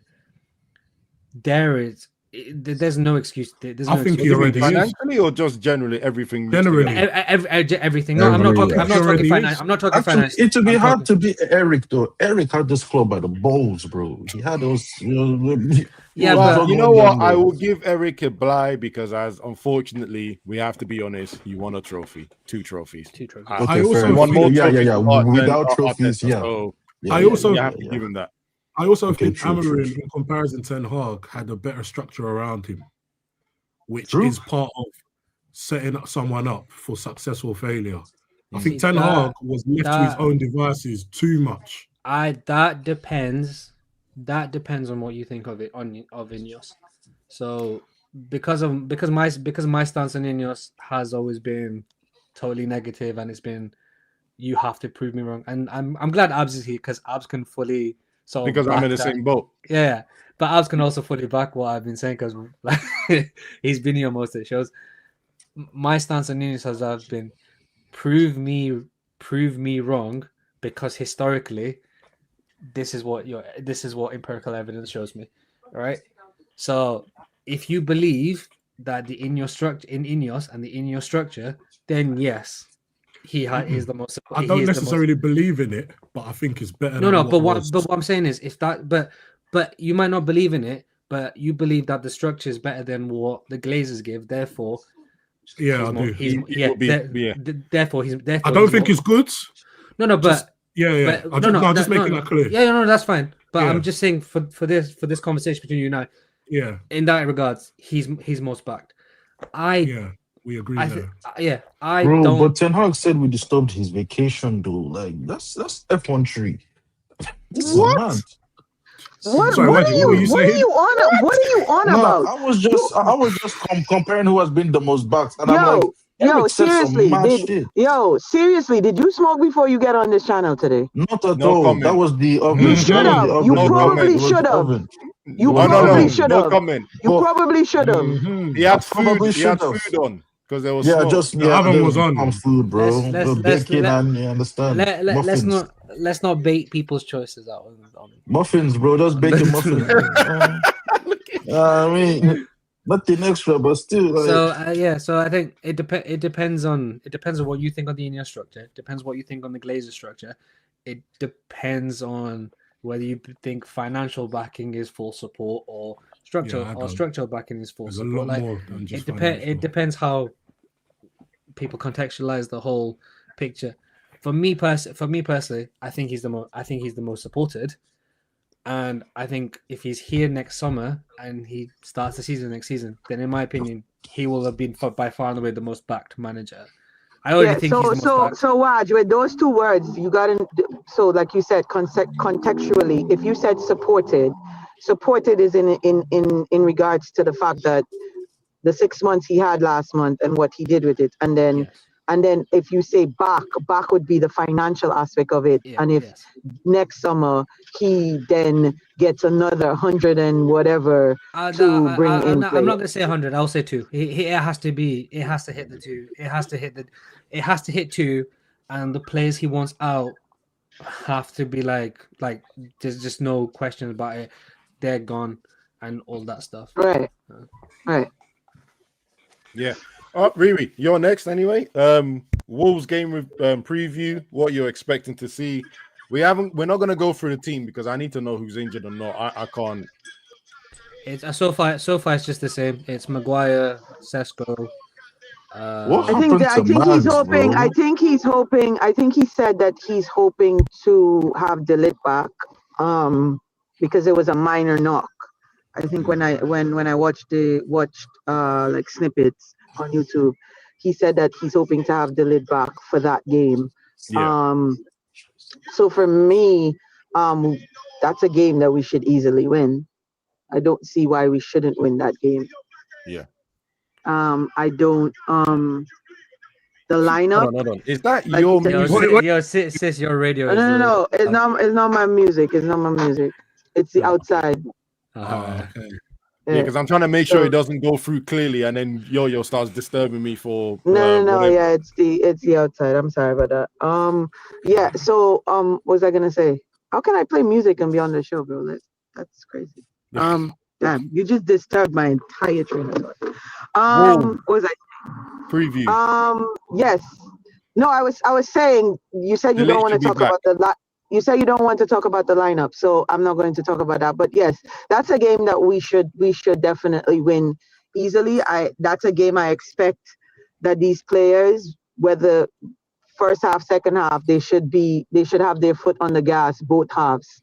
I shouldn't see them in the first half still in the locker room, and in the second half they come out with shit ton of energy, or vice versa. It should be a 90-minute game where they're at it aggressively and win the game convincingly. I'm gonna be negative, by the way, people. Yeah, because even though no, Charles, you gotta listen. No, Charles, you gotta listen to me. Really, when you say should, do you think it will happen? We can't. There's no. Do I think? Okay, hold up, Charles. You name Riri? I know you got long hair, bro. Right now, my name's Riri, bro. Riri, Rihanna, all of them. Yeah, anyway, Riri, go ahead. This is why the mute button is working now. To answer your question, Hulkin, when I say should, I expect it to happen. Okay. So we have the players to beat Wolves. Yeah, definitely, I agree. Hey, let me be finally on the negative side, right? I can't remember what game it was I watched of Wolves. I think and then the highlights, yeah. And it's so funny that we're playing them because I watched the highlight and I watched them running back and forth, and I said, these fuckers are going to outrun us on the pitch. The only problem they have, they couldn't score a goal. But I almost guarantee you that they will find their shooting boots against us. I almost guarantee. In fact, I'm gonna be the one that says it's a draw. And I hope I'm wrong. It can't be a draw. It can't? Oh, it can. Who is their striker? Their striker? How many goals this season? Is it Strand Larsen? They won't have nothing there. No, we can't do this. I feel like one of the good things that I think would come out of that Wolves game too is if Cunha goes and asks back for his job. Yeah. Oh. Actually, you know what, Wajid? They said I hated Cunha, by the way. One second. Wajid, I hated Cunha. It's mad. Between me and you as friends, yeah? Yeah. Could you just ignore the fact that I backed Cunha at all? No, Could you just ignore it? Hey, slow down. Just throw it in the bin. How does one ignore that? No, because how does one ignore that? Hold up. Hold up, right? My thing is my points been proven. So like, it's not about hold or anything anymore. Go transference, it's just not work. It's just not worked at this moment. You know the crazy. It's still early, man. You know, I watched that game. 15 games early. Yeah, 15 games is early. I watched the game. No, you see. Looked at it. Hold up, Abs. Hold up. Go on. Okay, you see how y'all rate this manager based on last season and this season? Everybody talked about this man being prem proven, and now you telling me it's only 15 games. Now you telling me it's only 15 games. I am not having it. I am not having it. Let him go apply back for his old job. Listen, I am sorry. I want to been impressed so far. Anyone that I said transfer or goals or performance, I want to apologize because I thought this guy was still concussed when I saw him play. For the record, anyway, it's a signing that I didn't really whatever. Having said that, now he's here. I've not been impressed so far, but I'm willing to give it. Most new players, I'm willing to give them a season to see what's going on. Do you know what the? That's just my kind of. Hulkin, do you know what the difference? Do you know what the difference is with this? Is there was such a point on Prem proven. The release clause was fairly cheap. Arsenal were in for him. He was one of the best. No. Don't listen to the rhetoric. No. Hulkin, it's not Hulkin. It is not about the rhetoric. He was signed because he had 2 years in the Premier League where he got 15 plus 10 to 15 goals, 15 plus GA. Yeah. Right. If there is, you can't say the weather, the conditions. But you can say it's a No. different club. No. You can. Nah, it's not because Wolves were dead. No. Actually, you know what? Hoping you know what? Actually, I take it back. You've got a little bit of breathing room. And the reason why I'll say that is Cunha's best game at Wolves was in a 10. Cunha's best games at United are in a 10. Yeah, right? Which is where which is the big disagreement Abs and I have had, because I said he's going to be the second number 9 here. Yeah, I saw that coming as well. Right? Yeah. And I didn't see that coming because I didn't think this man was going to be so stupid. Because as me and Waj have agreed on ages ago, his history as a striker is pathetic. And if I say that, I know Riri is going to react to it because she watches Brazil and he is fucking shit in Brazil as a striker, right? So his history as a striker is so bad. Abs, I'm having a really bad week. Please don't bring that up, please. No problem. I won't bring it up again. But like, it's so bad that I thought there's only one place this guy's going to play him, and that's 10. Leave it alone, especially when Sesko was bought. I said, leave it alone. You're going to be playing 10. But the reason why I'm throwing my hands up now and saying, you know what, I am done, period. One, I am going to see him as a 9 again, right? And I can't defend 100%. That crap anymore. 100%. And two, I agree with that point. Two, when you do put him in a 10, like I argued all week after Crystal Palace, I said, Mount cannot be dropped. Mount should not be dropped for this guy. Then you drop him, and then he has that performance when he's looking lost. Every time he touched the ball, it was a fight. I don't understand why. First of all, you put him on straight to start, and then you left him for 70-something minutes before you put Mount on. I agree with everything you've said. He has struggled since he's come, but I give players a bit of time. That's how I do things, and I'm also long in the tooth enough to see many players go from Team X to Man United and struggle with the spotlight of Man United, with the pressure, with the stature of the club. Doesn't matter if they've come from inside the Premier League or outside. Coming to Man United is a different thing. Okay, so I do think that requires a bit of adaptation. I need to counter that, because if you look, because Cunha has big club history as well. Even he was young, he was at Atletico. I don't care what anyone says. No. I don't care what anyone says. That's a big club.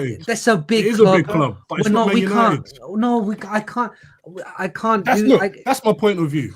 Right. That's my point of view. I do think moving from any team, unless it's Real Madrid, moving to Man United is different, and some players do struggle with that. No, but it's all the players. It is all the players. Sorry, no, go on. Sorry. I've said enough. Go on, please. No, because the reason why, this is, I'm not doing this excuses. I know Man United's a different beast than all the rest here, but when you're at Atletico Madrid, you're like in let's say a 7 out of 10 club in terms of the fans bothering you, social media, and all the rest of it. Okay, Man United might be a 9 at the moment or a 10, depending how you see it, right? Because no matter what, the news don't move without us being mentioned. So maybe you say it's a 9 or a 10. I say 9 because Real Madrid is a 10, right? That Real Madrid, you can't have 2 bad games without the fans. That's it. They're on your back in mid-game as well, right? So if Man United's a 9, I don't see how your performance can drop so much from a 7 to a 9. It's not that hard. It's not that high of a step for me. The only thing I will defend Cunha on is because all our attack goes down the right. He is sometimes isolated. He sometimes goes looking for the ball. He drops deeper, etc., etc. All that being said, that does not excuse his decision making on a lot of his decision making. That does not. He's been poor. He's been poor. Right. And them soggy shots he keeps taking the edge of the box that always hits the first man. Like, come on, man. Especially when there's a pass on. Especially when there's a pass on, he be doing that thing regularly. And he's always hitting the man in Bimbumo. He's either shooting it directly at the goalkeeper, clutching it against somebody's shin. It's just. Do you know what he's looking at right now? Do you know what he's looking at right now? The right-footed version of what Anthony was doing. That one knee up. No, Dogu. He looks like Dogu now to me. Cunha looks a lot like Dogu to me. I think this AFCON period is going to be the makeup, in my opinion, is going to be the make or break of Cunha at Manchester United. Just because Mbeumo's gone, Ahmad's gone, Mazraoui's gone. It is him and Šeško. He is going to be the focal point. He's the 10, etc. Okay. He's going to be. What's Jay-Z done? What's he got to do with this? Brother, he's talking about Xerxes, bro. He's got to talk about Xerxes. I thought he was talking about the real Jay-Z. No, he's not. He's not talking about The Rock. He's talking about right-footed Anthony. That's an interesting one. So, I still think he ends up with 10 goals. I still think he genuinely ends up with 10 to 12 goals this season. God, I really do. On that. Jesus. Right. But it's not going to be good. You see you, man. I lost money and I stopped. I said, I'm not doing this no more. You're still placing bets. Cool. And that's why I don't you see? That's that wisdom. That's that age wisdom, bro. Signed him, yeah. Forget the Cantona looks. Right as we signed him, I said, bro, get me 10. He has to get me 10. You're betting on Man United signing. Oh, you haven't seen life yet, bro. This guy thinks he was gonna come and do something. Abs, if we don't include the FA Cup, yeah, he's got 16. He's got what will be 14 games in? Yes, yeah. This is gonna be 15. Watch. So he's got about 22 games to get his other 9 goals. 23 games to get his other 9 goals. And the worst thing is, the bet is with a Liverpool fan. The way their season's going, he's going to collect. I don't think Mbeumo's been good as well. I think he's been at best okay, but I think he's been poor. He scored a few goals. If you put him in lower level, it's high average, isn't it? I feel I'll put lower than that. I think stats really clouds people's vision of players' performances. Stats really just blinds people. He scored a few goals, so people say, he's doing really well. I think he's been quite poor as well. So, but again, he's another one that I'm willing to give time to. Šeško as well. I think let's see how they go. I actually think Lomans has been really good. I think that calming, that assured kind of, that's what you need from a goalkeeper. That confidence, that assuredness. I think he's been good. But the other three, yeah. All right. You know what? We've hit the 2-hour mark. This is probably the longest we've actually done on this show. All right. I'm just going to go through everyone. Last thoughts. We'll be back next week. Tuesday. Depending if I have a game on Tuesday or not, we'll probably be back on Tuesday, 10 o'clock as always. So everyone's just going to give me your last bits. We'll confirm what time the show's going to be on next week. And yeah, I just hope to God that it's more positive than this one. So yeah, I'm going to go through Hawking, Charles, Waj, and Riri. Last thoughts, guys. Oh, who's that? Charles, is that you? Is it? Yes. Hawking, last thoughts. Love is good, man.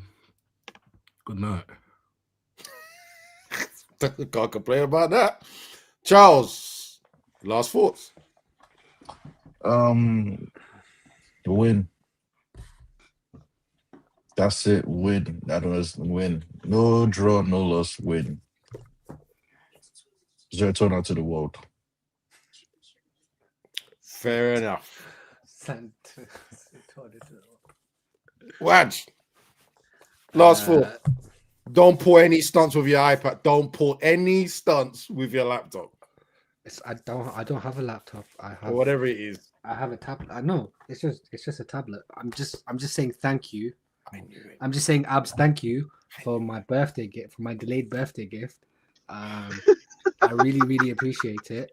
Thank you for the new one. And look, I really appreciate the gift. I really appreciate that you bought me a new LCD screen as well.